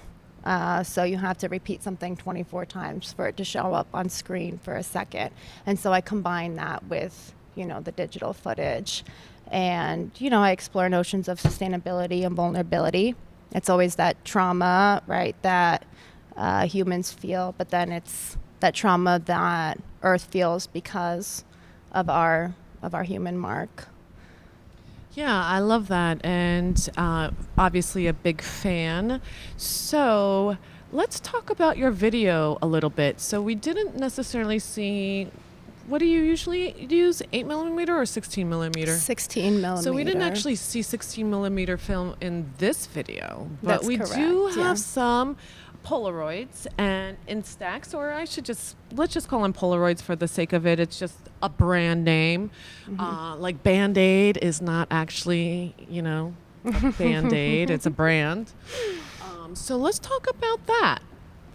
Yeah, you know, going into in 7, I came in with a specific narrative that I wanted to unfold, and I wanted to tell this narrative through a series of pictures, specifically Polaroids. And although my vision was not executed how I had it in my mind, I think the process and the magic that unfolded, especially with the collaborators,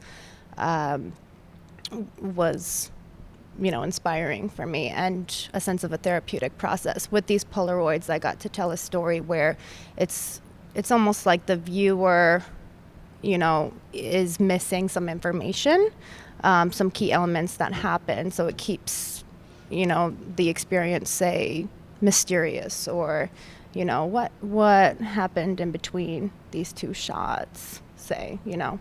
And I think it was a lot of fun, right, where I'm usually working on acetate that's the size of my fingernail, where I have this whole Polaroid I get to scratch on and etch on and burn through, or, you know. Do we have one that's scratched on, etched on right now?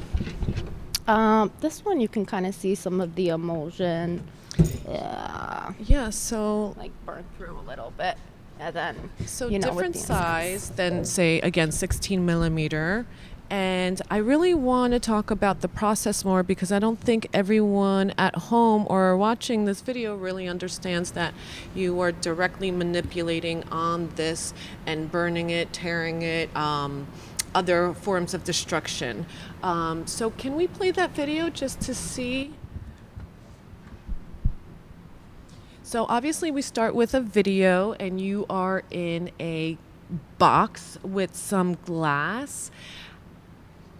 It's crazy how good that came out. Listen, that box was plexiglass, and we adhered it together with tape.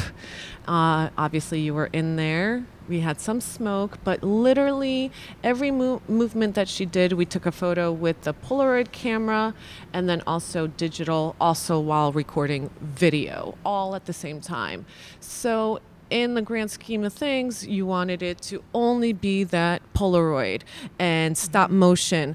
And, you know, in retrospect, what were we thinking? Right. That is a lot to accomplish, literally in one day. You usually shoot in one day, and then you do the rest for editing, and, well, first the manipulation, then editing, and then you do your own sound design, which we'll get to in a little bit. But obviously it changed a little bit, but you worked with it. So how was the process of, you know, coming to terms of, you know, your expectations not necessarily being met 100%, but still happy with the outcome, right? Oh yeah, absolutely. it was a therapeutic process for me as well. Even interacting with each Polaroid, interacting with, say, that moment in time and having, this experience or this dialogue. But even with the process, I had so many collaborators and this fantastic team, behind the camera, fixing the box, right? As the box I was in, 2 sides of plexiglass, 2 sides of mirrors with a plexiglass covering. And, a lot of the smoke that you see happens to be, I was essentially in a hot box, right, where people are blowing in smoke throughout all the holes, lifting up the top, blowing in the smoke. And so I'm just very thankful for everyone that contributed and, made it possible. Only if we had the smog machine that we have today, not blowing I've had fog enough right now. smoke for 1 week. Right, a lot of smoke. But Right. only if we had it, maybe you would have been fogged up even more. Yeah, Here absolutely. is Isa Yes. in the shot. So tell me how it was collaborating with another performer, because a lot of the time your videos are yourself just performing. Correct. Ysamalis is an angel sent, truly a phenomenal performer, an actress, rather. I think it was an emotional experience for the both of us because it was the sense of intimacy, where she somehow had to break open this box that I was in and, our hands touched through the glass, and it was really this reflection of the protagonist, right, of, say, Earth Mother embodied or whatnot. So it was a version of self, and, tender moments, right, and then even anger.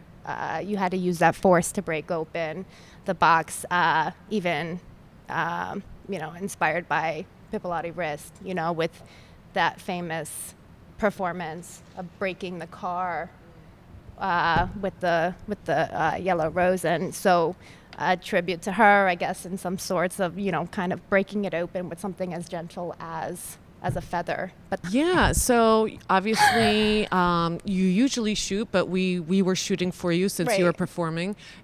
performing. You edited, but you had another collaboration with sound audio and musician extraordinaire. Can I invite Iris Andal? Please do. Talented sound artist. I don't know if anyone noticed at home, but that was a piece right there. Yes. Amazing. Yes. Amazing sheet. Yeah. Yes. Hi, Iris. Welcome. Hi, Kasia. Hi, Lauren. Hi. Iris, what can we say? You were really blew me out of the water, not only with her video, but you did 3. But let's talk about the collaboration with Lauren. How did that all transpire? Did you send her some shots to inspire Iris? Yeah. I was blown away by the response that I received because, like you said, I typically do my own sound design. I even had, a poem or a spoken word that I was going to overlay on top of whatever she gave me. But I, said, I want something eerie, ambient sound. I, sent her a little bit of the script, some Polaroids. Hey, this is the narrative. This is the vision I have, and I said, this is it. This is it. I don't need to alter this in any way. You captured. So, Iris, what were the specific shots, videos that Lauren sent to you that made you feel all these words? These are such words, and how do you interpret that too? Yes. So, when she sent the first text message, it was mostly like the eerie and then turning into hopeful. So, with the photos, it was the woman in the box, and just even the colors of all of the photos already gave like an eerie kind of feel to them. But with the end and how you described that she escapes, or like, she is set free, and that brought on the hopeful part of it. So I knew that like the Polaroids in the beginning and the music in the beginning did have to be eerie, like how you described, but I knew that I changed like a minor chord into a major chord to make it more hopeful towards the end so that there would be a spot for that when the woman is free from the box. Yeah, you know, we had some musicians here. There's people that jammed here, made music here. Next person I'm going to be speaking to is Yesenia. We created the music to her song that she already had, but you were really remote. Tell me about your process of working alone and with these kind of videos. Mm-hmm. So I was in the N7 project 2 years ago during COVID times, like more COVID times, when I was with my friend and I made the music remote for it. So we would Zoom and she sent me the video and then I added music to it afterwards. So this time it wasn't that hard doing it remote. So with Lauren, she sent me like the description and the different shots that you were thinking about doing, and also the Polaroids. So it wasn't that hard for me to do it remote this time again. Do you like jamming, or are you more? Oh yeah, okay. for sure, for sure I very do. Cool. Yeah. You know, everyone has a different process on how they work, you know, but like also, can you want to name just a few of the instruments or what you do? Because maybe it's not easy to move your whole studio when you have this whole setup there, right? Yeah, so I play the piano, guitar, ukulele. I play the drums a little bit. Those are my main instruments. Yeah. And then you mix them? Yes, yeah. So I have a music program where you can use a keyboard and get different sounds out of them. So in Lauren's video, there's some string instruments, and those I played using the keyboard that I have. I love that. I love that little tidbit. Okay, and then so after the initial, notes, then it went back and forth just once, twice? So she sent me the description and the Polaroids and like the note of eerie and then hopeful towards the end, and that's what I focused on. And I sent it that night, and then she got back to me the next day saying like, thank you so much for it. Yeah. It's perfect. I'm glad. It's perfect. I'm so glad. Yeah, wow, I love that. Okay, so that was what, 1 day turnaround? Yes. Yeah. And then you did 2 other videos, one for Eileen that we just spoke with, and then also Sienna, who we're not speaking with on camera, but her and Danielle did the stop motion 2D animation here. If you all haven't seen it, you have to see it. I told them specifically, put how many hours you did work on it. And they said 120 to 130. And then I had to Google how many hours are in 7 days. 168. So that tells you how much they worked on it. It's really amazing. I hope you all watch it. Really quickly, tell me the process with Sienna's video. So with Sienna's video, she told me that it would be about Aphantasia. So... And then she sent me the storyboards, like the sketches and of the video and how they would be timed out. And then I asked for some notes and, like, during the scenes to know what kind of vibe it was. I tried in the beginning to, feel out what it would be, and then they gave notes after and changed a few stuff with it.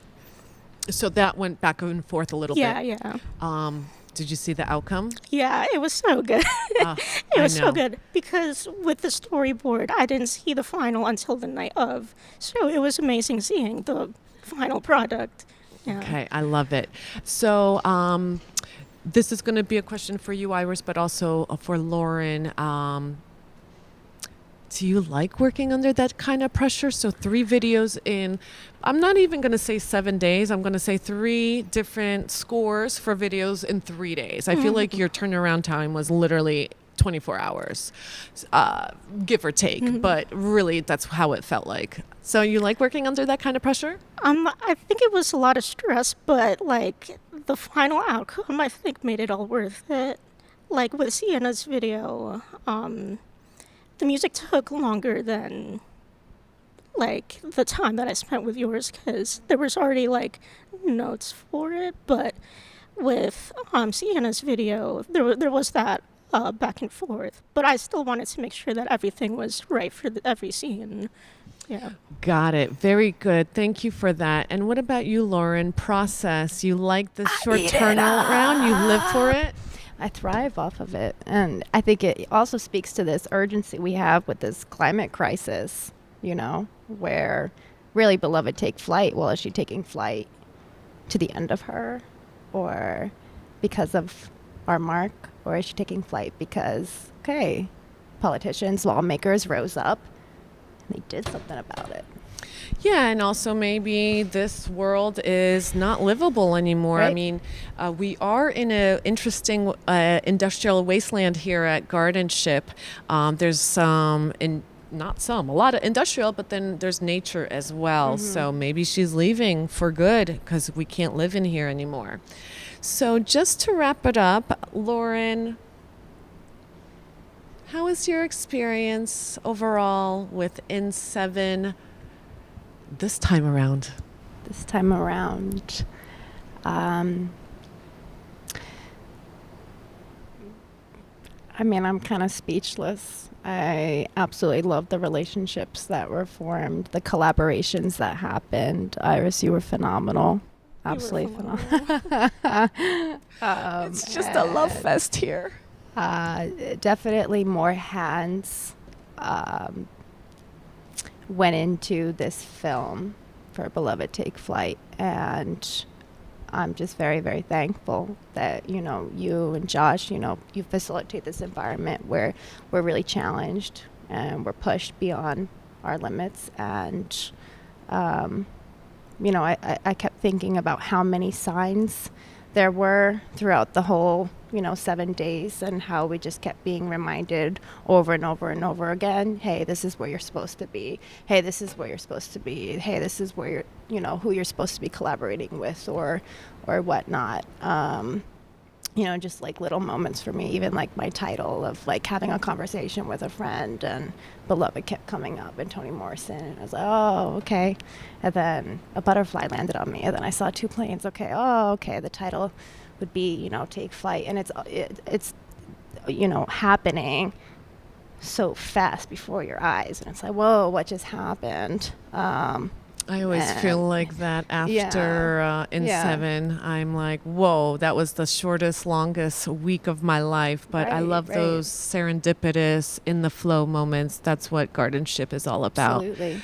Well, thank you very much, Lauren and Iris. So here we go. We're wrapping it up with yet another participant, as well as a musician that collaborated on not 1, not 2, but 3 videos. So talk about hard work. All right, stay tuned for our next participant. You won't want to miss it. Hi, and we are back. It is time to talk to another In7 participant, Andrew LaMonica. Andrew actually works for Josh and Gardenship, so he was kind of around last year, not necessarily a part of it, but participated by being here. So Andrew, why don't you just take a moment and just tell us a little bit about yourself, maybe your art practice, anything interesting creativity-wise?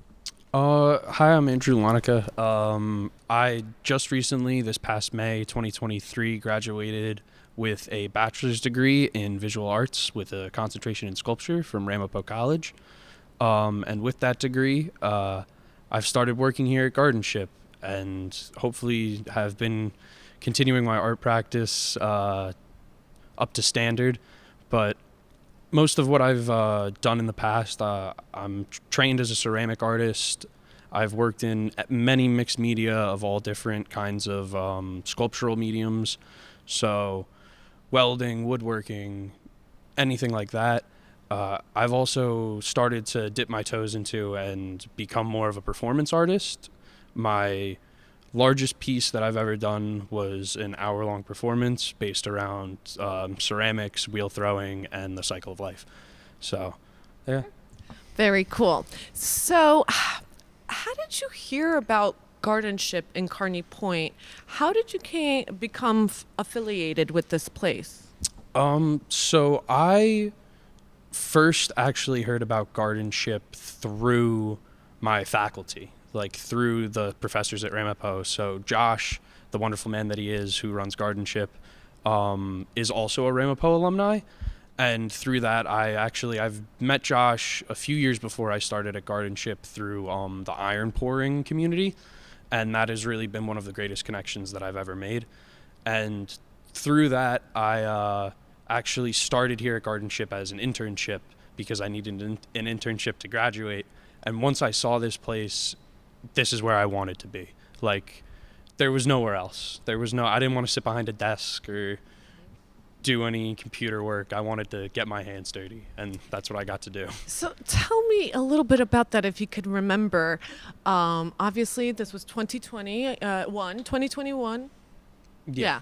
And you said January. So what was your first impression driving down this weird area of Kearney, coming to Kearney Point, pulling up to these garage gates? What was your first impression? So my first impression was driving down initially. I was like, oh, this is getting interesting. Like the actual just place around me, the building started to get a little more interesting. I was like very surprised by how large the building was that I was pulling up to. And when I actually walked in and saw the section of this building that we had, just the height of the ceilings alone, like, made my jaw drop. And then getting to walk around and actually like start to interact with some of the tools that we have here, and started to just hear about the jobs that were going on and the artists working in residency here, it really just like made me want to be here all the more. And I couldn't be happier with working here and getting to enjoy my time in this space. Yeah, 90,000 square feet, 2 acres. That's what Josh says. What do you think height-wise? I'd say I always tell people that the ceilings are 60 feet. 60. Yeah, 50 or 60. It's very, very tall. It's probably the tallest building I've been in. Yeah. So there's 30 studios here and 30 different artists working either in studios on their own, or some artists have teams, some small businesses function out of here, and some artists even just work in the general space, like have a different kind of setup, and everything just produces work. Like there's just so many different skills going around here and different people to learn from and talk to. Everybody's so nice. It's such a great community, and everybody's been so welcoming of me as a young guy coming into this and wanting to learn. Yeah, there's really no other space like this. That's why I always tell my friends or anyone that I tell about In7, I'm like, you have to come, because it's an experience. Like, it's like you can't really describe this place. Oh, not at all.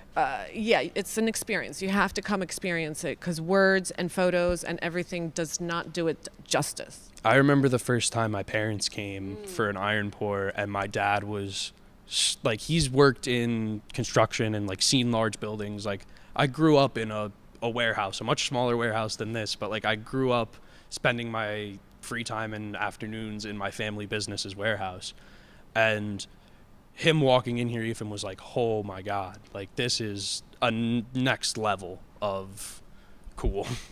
Yeah, I think there will be a tour of In7 on our YouTube page eventually, so just make sure to look out for that. So let's get into In7, the 7-day experimental video art residency that I run. You were working or interning here last year, and you were just kind of around, and yeah, like I don't know how much you knew about In7, but what was your, I guess, initial experience then compared to this year where you made your own video? So last year, I'm really grateful for getting to see it run last year and really just being behind the scenes, because it gave me a good understanding of kind of like how those 7 days go.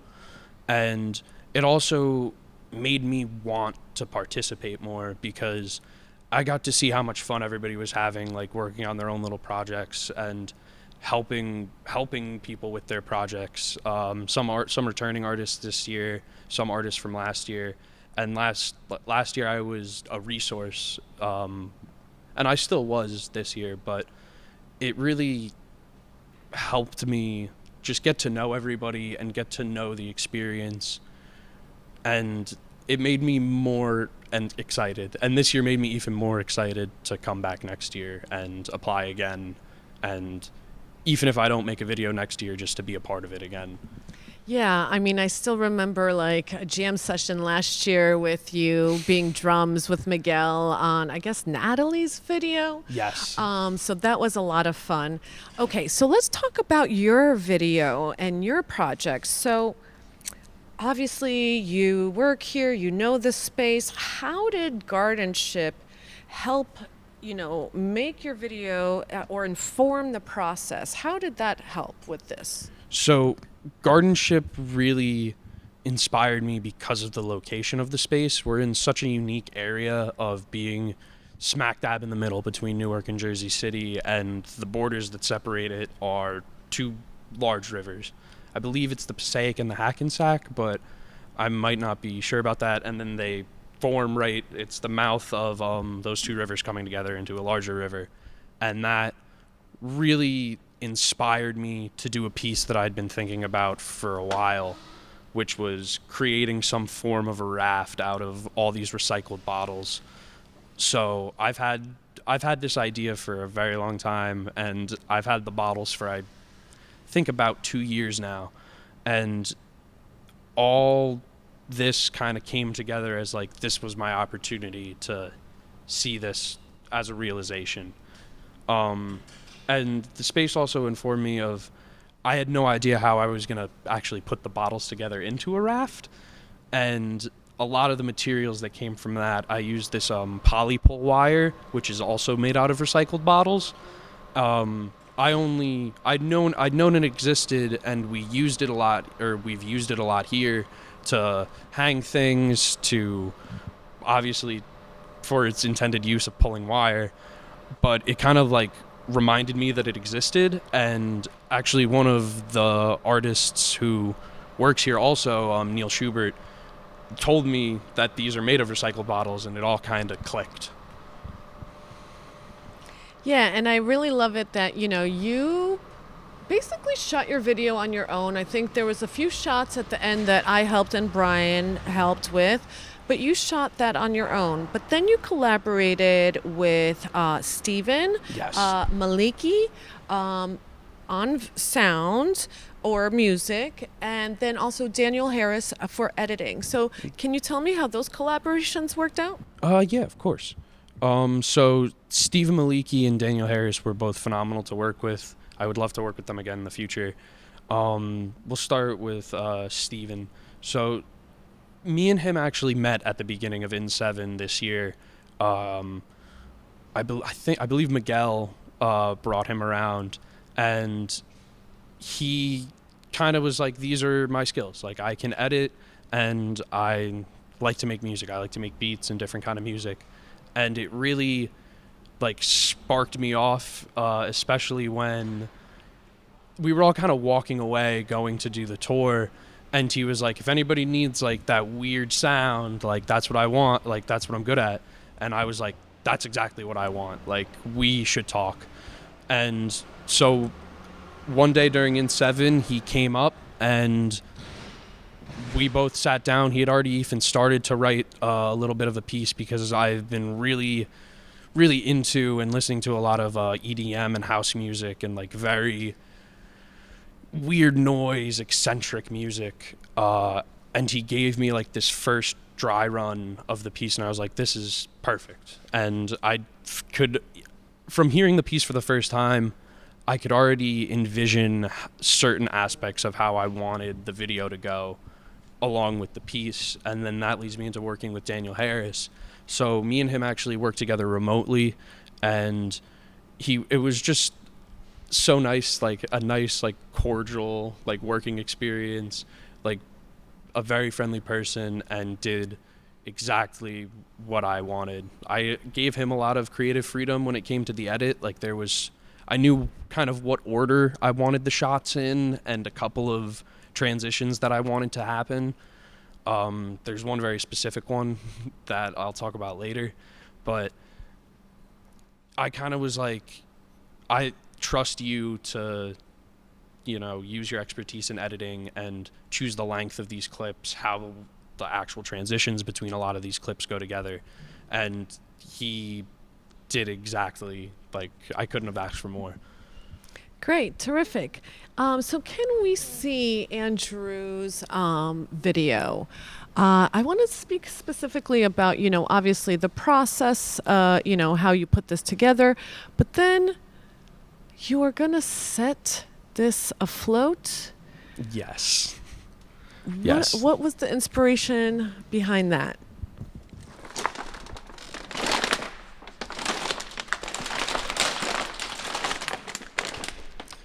So, I wanted to set this afloat, and especially down the Passaic River, because it is a it is a raft made of bottles from the industrial world, and it's something that is polluting a number of bodies of water, especially around us in the New York, New Jersey area, being such a large metropolis.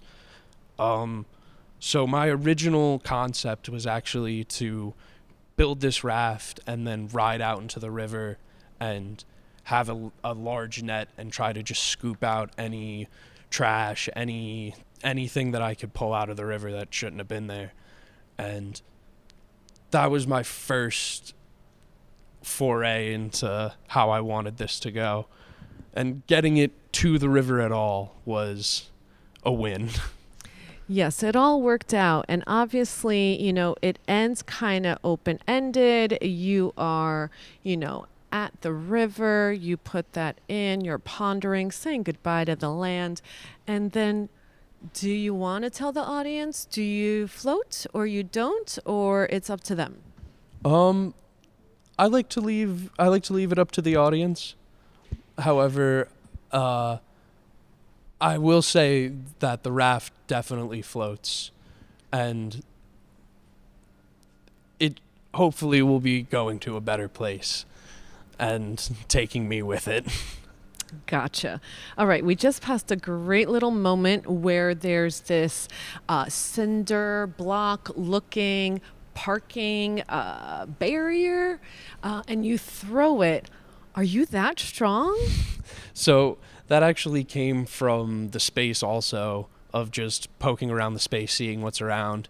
And we found this piece of a parking barrier, which surprisingly was made out of, from what I could tell, a resin-covered piece of foam.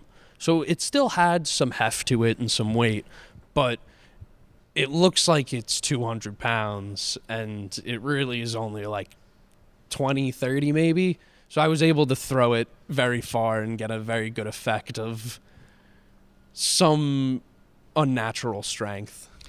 So yeah, so you are strong, yeah. Oh my goodness, I remember when I first saw that in the studio and I looked at it and something was underneath it. I'm like, oh hell no, I'm not even gonna try. And then you showed me and I was just like, it was so funny that it was so light. Still pretty heavy, but not It's not what it looks like. No, and I'm glad you included that in your video. Now, you said something about a specific edit. Do you want to talk about that? Yeah, sure. So right when I exit out into the world for the first time and I go through the doors for the very first time, it flashes to white, and then suddenly I'm outside at the river. And that was when we were filming that initially. I went back and I watched the footage, and the camera, from opening the door and going from this dark inside the warehouse to full sunlight outside, obviously blew out the camera, way overexposed right there. And it was just the perfect moment to have a transition to the outside and have it still make sense that I wasn't just suddenly outside of the warehouse. Like I was going through a portal and going down to the river to where the future lies. Yeah, I really loved all that, especially, how actually the space informed that transition. Sometimes people fade to black, fade to white, burst as a transition between shots. And it's like, no, that happened organically and you played into it. So I really love that. And then the last, two more questions. So how about working under this kind of deadline? Concept, creating, obviously you were building, which didn't take you that long, but you still had to figure all of this out. Shooting, editing, and music. Did you like that time crunch? Personally, yes, I did enjoy it. Being so fresh out of school, it kind of like brings me back to that good pressure of like having an assignment due, of you have to get it in, like it's now or never. And I feel like that's when I do a lot of the best work. Like I really like make things happen, and a lot of things that I don't expect to happen are when I'm on that crunch. Like I can remember with my own thesis, the nights before I did the performance and the nights before the thesis show opened are when I did some of the best work and the piece really came together. Okay, yeah, so sometimes us artists like to work under pressure, so obviously this is one of those moments. So you want to share a funny or memorable moment that might have happened during your video shoot or when you were just a part of the residency? Anything stick out in your mind? Yeah, I do. I have a good funny moment. So one of the most entertaining things for me is not just getting to work on my own piece, but getting to meet other artists and work with other artists. And I was working with Michael, who did the origami folding, and we were talking about that clothing that he wore for the whole duration of the week to have it go from white to getting dirty.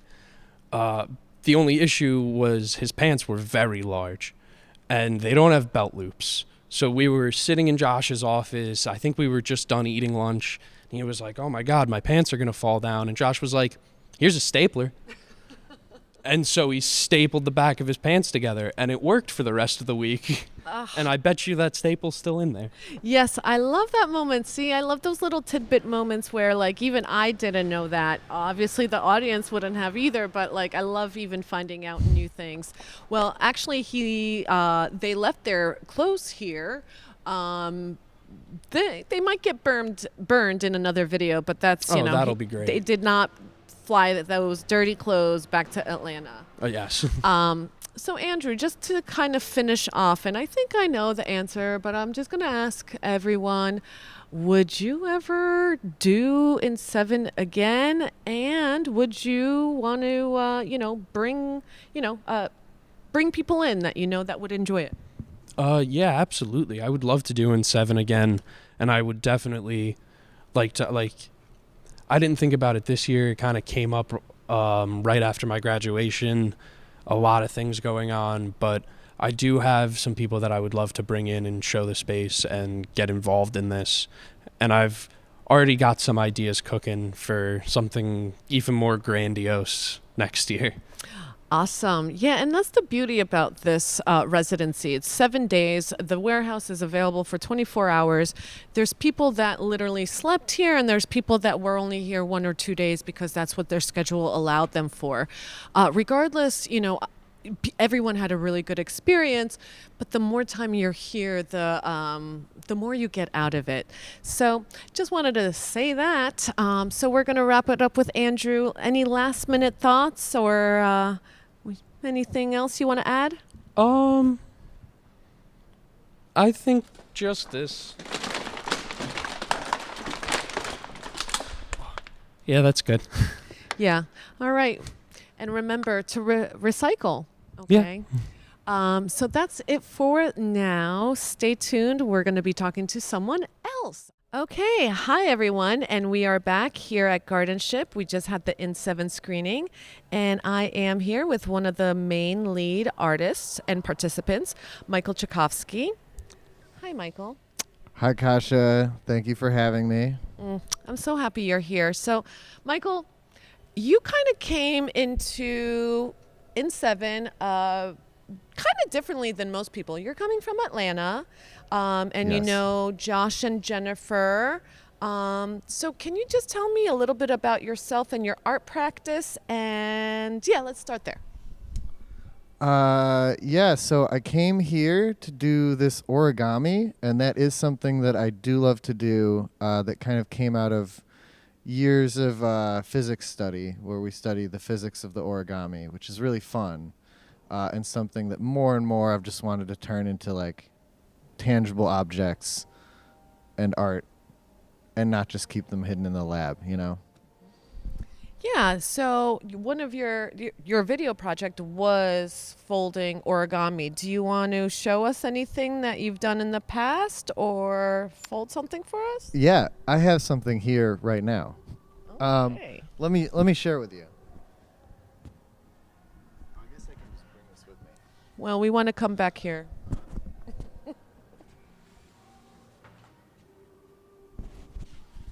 Ugh, I love it so much.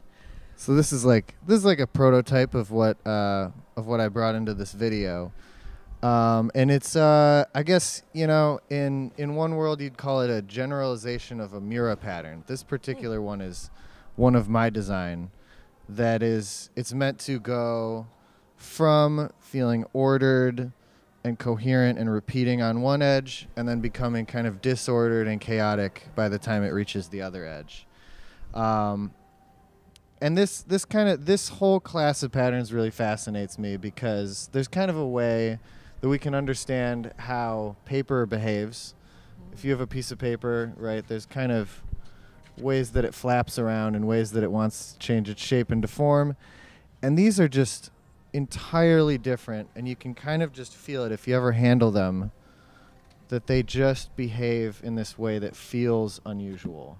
The ways that they flop around are totally different, and that makes them feel really exotic and fun to me.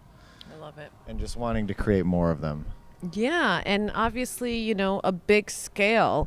So I love that you had an art practice. You came, so from Atlanta. How was it coming to a Jersey, and then this place, Gardenship, which is a very unique place that a lot of people don't know about. So what was your first impression of this foreign land? Yeah, well, I had no idea what to expect, and this place is amazing. It was inspiring to see all the other artists and the things that they created. A lot of them, with less initial plan. It was more in the moment creativity, and that inspired me definitely to add things and think about things in my video differently. But also just, the encouragement and the size and the space were very, enabling and encouraging, and that was really fun.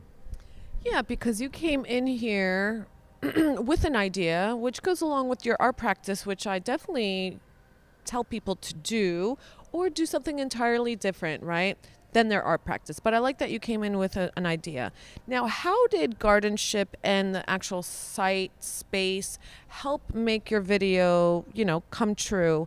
Obviously this is a smaller piece of paper that you were working on. Yeah. So would you have worked on something so large in your video? How did the site help with this, this project?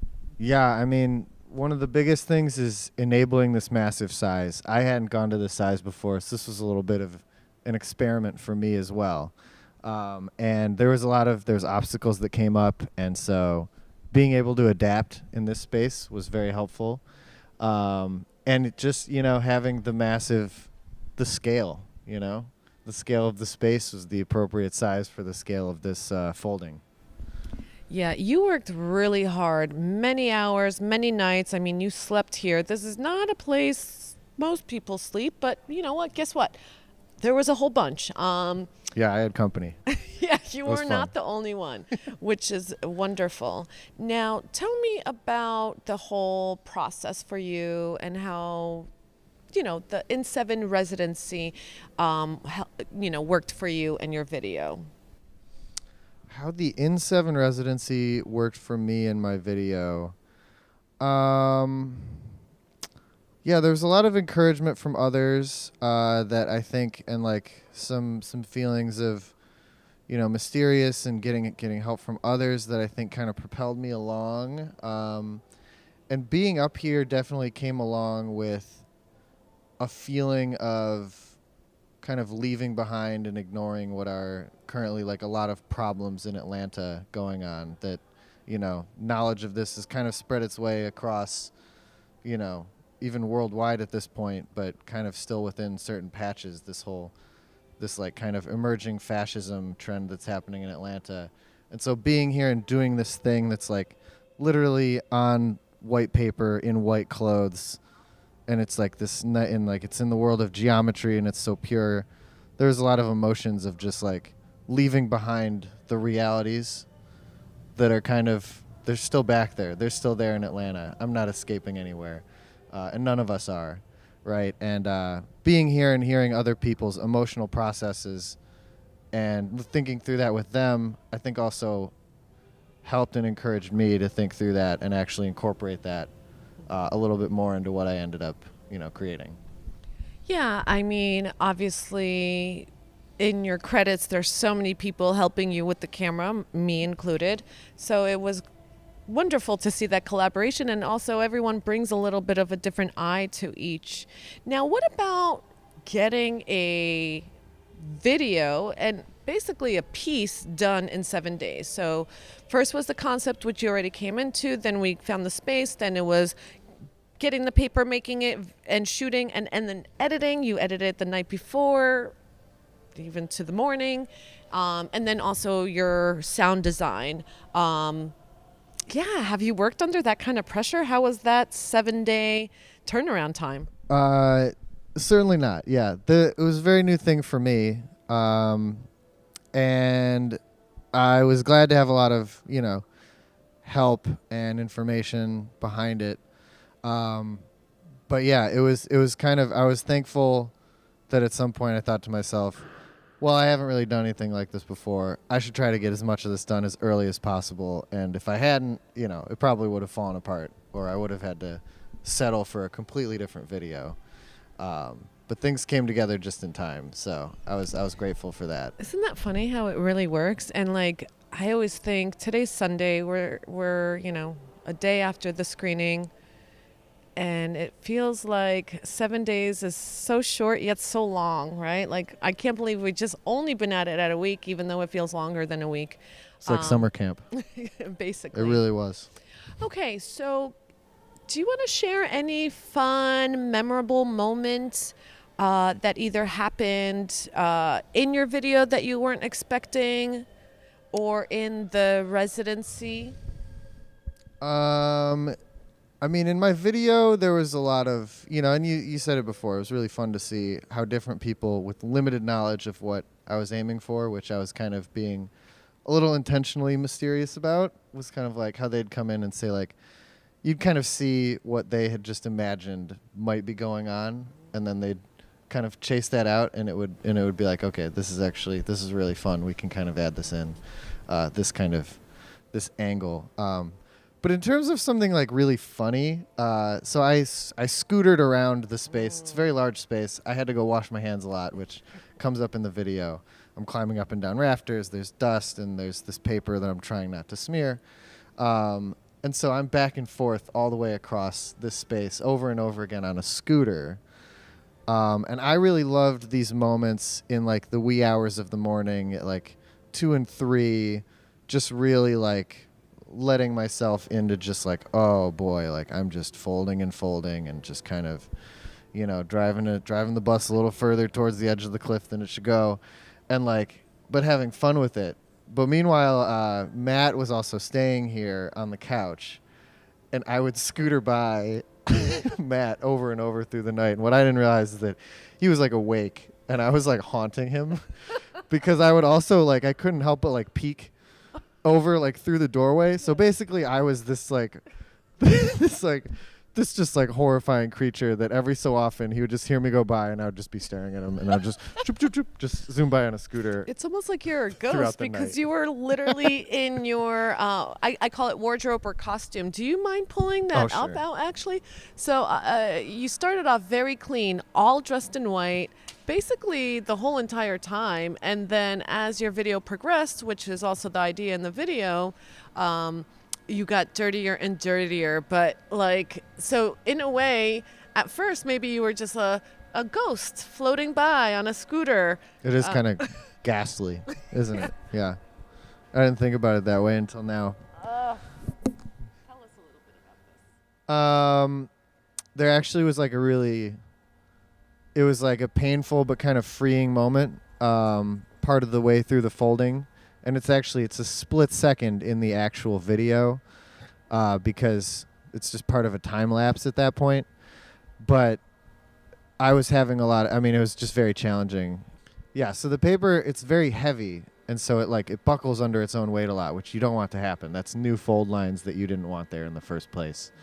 And I was feeling very frustrated and I was unsure until I had this idea to use these traffic cones, whether I was going to be able to pull it off and have like a final product, or whether this video is going to be a story of sort of failure and the emotions involving that. And at some point, despite attempts that maybe weren't entirely clear to keep myself clean up until that moment, just trying to support and get this thing folded, I just crawled underneath it. And that just, there was something in that moment that I feel like was just like letting the filth in, because the floor is just like, you touch it and your fingers are just, black, right, with this dust. And like, yeah, that was unnerving, but like freeing. And after that, it was just like, I'm just filthy now. I know. I give you credit. Obviously, you're not getting on a plane with this. No. We did have a joke about burning it, but I don't know. Maybe another time. Maybe you'll be back in Jersey. So, last question. Would you, do this kind of in-7 video art residency again? And would you, tell people to apply next year? I sure would. I think it was very fun. I definitely found new skills and patterns of thinking and a lot of inspiration. I think I might even try to sneak in another video this afternoon. Ooh. Wow. We'll see. But yeah, I would definitely do this again. Yeah. I know. Once we start shooting, we can't stop. Look at us. We're shooting right now. I'm a We footage set up hog now. Like an hour and a half it took, Miguel. Yeah. So just telling everyone. Okay, well, thank you very much. Safe travels back to Atlanta. I feel like either you're going to come back or we're going down to Atlanta. So we'll see each other soon. I feel like after 7 days, which is not that long, but we literally were pulling 12 hours or more, some people even more a day. But it just feels like such a fun family, and I'm going to miss you and everyone else and this moment. But we got it all on video. So thanks for watching. Any last thoughts, Michael? Just, thanks to you, Josh, Miguel, Gardenship, the whole team for supporting and for all the fun that we've had. And Stop Cop City. Aha, yes, that was part of your video, which I'm happy that you included, even though we were talking about it. So if you guys don't know, which I actually didn't know, there's a whole thing going on in Atlanta right now. So check it out, Stop Cop City. All right, and we are out. Bye. All right, here we are again in 7, participant Miguel Romero-Trejos. Welcome. How are you doing on, 12th day of work without a day off, maybe more? I can't even count. I'm doing great. No, this is lovely. I love coming to work. I love working with you. And I'm doing well. Even though, there are some days there that we got no sleep. But yeah, it's very enjoyable.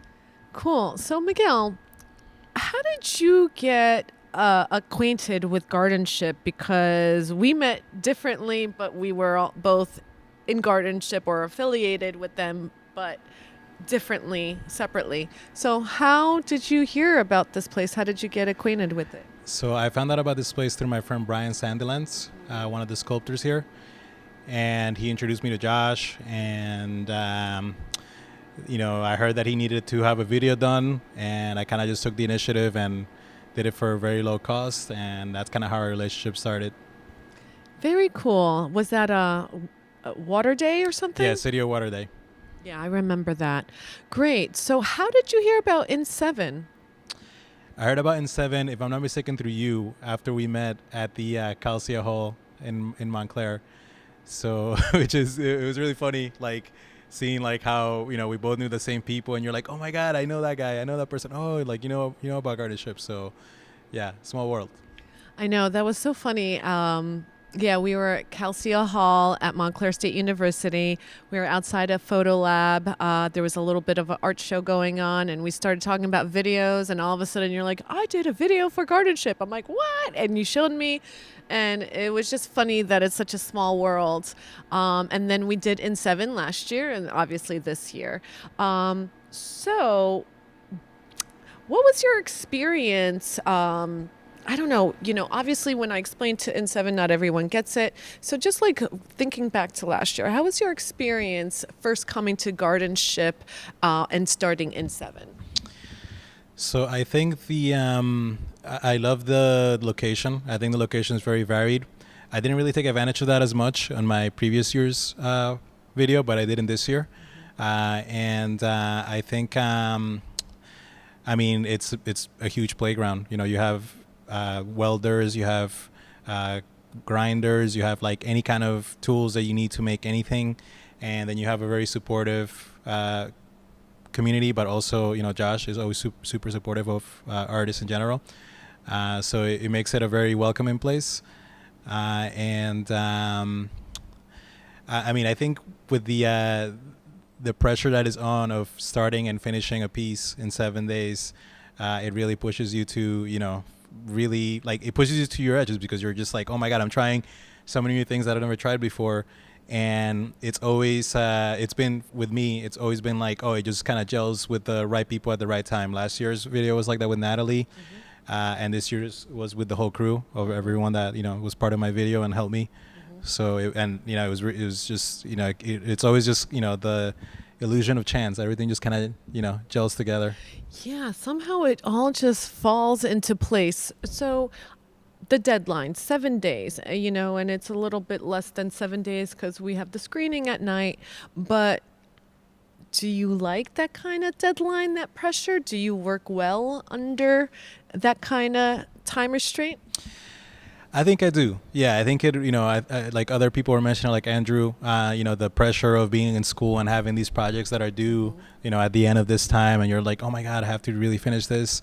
I think that is I work well under pressure, but I also like to think that the more prepared that you have and the more time that you have, the better the results are, because sometimes you're just like, oh, I couldn't color this shot, or I couldn't get this scene, or there's so many factors, and with filmmaking it's always such a dependent on the weather and dependent on so many things. So like imagine for example with our experience, that you started out shooting out in the daylight, and the next thing you know there's like a rain, or there's like a huge smoke like cloud that enveloped the whole tri-state area. So your shots would not match. So it's just like, so many, when you start filming, you're like, oh, wow, there's just so many different pieces that are required for it to work. I know, so many different variables, but for some reason, they always come together. So let's take a look and talk about your video a little bit. So one of the first shots was the place, or you mentioned that you're like, oh, I didn't really take a lot advantage of the location as much as last year. But this year you did. So tell me about this shot with the, I want to just call it the grassy hill. Yeah, so the previous year's hill was actually destroyed, so we used another hill, and I really just love the way that this turned out, this retinue of celebration of people celebrating Dionysus coming down the hill. with the props and partying. I mean, it looks like they had a good time, even though, with filmmaking, I think there's always like the whole setting up the shot, which, people are like, oh my God, we have to wait, for this to happen. But they're having like a good party, and I'm glad that I was able to get the symbolism that I wanted out of it. This video really came together very well is because of Andrelisa's work. You see her there holding the jar. What is it called? Calf can. It's something like a wine. Yeah, decanter. Yeah. Something like a decanter or like Decanter, thank you. No, I mean I was. So I think that her work with the props that she made, like the horns that I'm wearing and the mask and the staff and the that mask and the cloth, the way that she cut the cloth and arranged the togas to happen. And she was also essential for developing the ideas. She was the person that I was bouncing the ideas back and forth when I finally had time to we have to shoot this, so let's get this in order. So she was like my point person for that. Yeah, she was amazing, great energy, down, so many different things that she was able to do, from, putting together the togas to, making that fake red blood. So I love that. And in that shot when we were coming down the mountain, because I was there as well, wow, we were racing the sun. We got that in two takes, I want to say. The first one, Ysamalis. She was running down the hill. Frolicking down the hill. Yeah. I don't know how she did not fall. So that's a little tidbit. But can you tell me another little memorable or funny moment that happened either during your video shoot or perhaps during the residency? I think this moment that's being shown right now with the bread penis, that was a funny moment because I had the idea of some of the scenes that I wanted to play out, and one of them was Andrelisa defending herself with the spear. So it kind of really just turned out great by using the bread as the phallic object, I think that's the funniest thing that happened. Yeah, well, I mean, I feel like there was a lot of funny moments, but this whole shoot was very, we had a good time. I think everyone had a good time. Tell me, so you shot, I assisted you with a second camera. Obviously you edited, you added your own music. I told you not to make new music, but you couldn't help yourself. And then also projections. So you did a lot. If you ever do In7 again, do you think you might want to collaborate with others to take a few things off your plate? Or you're like, oh, hell no, I need to edit. I need to make my own sounds. Ideally, yes. Ideally, if I end up doing 7 next year again, I would like to have more tasks that are more distributed, that they're delegated to other people. And, it's also the collaboration aspect. There's a lot of really good visual artists. Like, for example, Lauren is a brilliant visual artist, so it would be awesome to collaborate with her. We did a collaboration last year a bit, where I did some of the projections onto her. But I think if she had, if she had the opportunity, or if I'm organized next time, to be able to do the scheduling. It is what it is. And, last year you were also under the gun, but somehow you were helping a lot more people. You were somehow, I don't know. And plus you were going to school and finishing, like you had a lot more on your plate. I don't know how, and you still got it done. And then obviously, you still got your video done, but it was just different experience, right? Yeah. So last question, you would do In7 again if I let you? Yeah, of course. I think we answered that with the last question, but I would totally do In7 in a heartbeat. I love the collaborations that happen here. I think, I don't know of any other festivals in New Jersey, film festivals that are doing, it's not really a festival, but a residency, that are doing this kind of thing where you have such talented collaborative people that want to collaborate with you. So I love it. I hope to continue to be able to do it. And, hopefully, we can get our scheduling together, better. Sounds good. Well, thanks again, Miguel. Always a pleasure. I love working with you. Obviously, you know that. Okay, Me too. Love working with you too. forever and ever in 7. Anyway, thanks for joining us. Stay tuned where I'm going to talk to yet another participant. Maybe it's Lauren. Do I have horns behind me? Oh, cool. All right.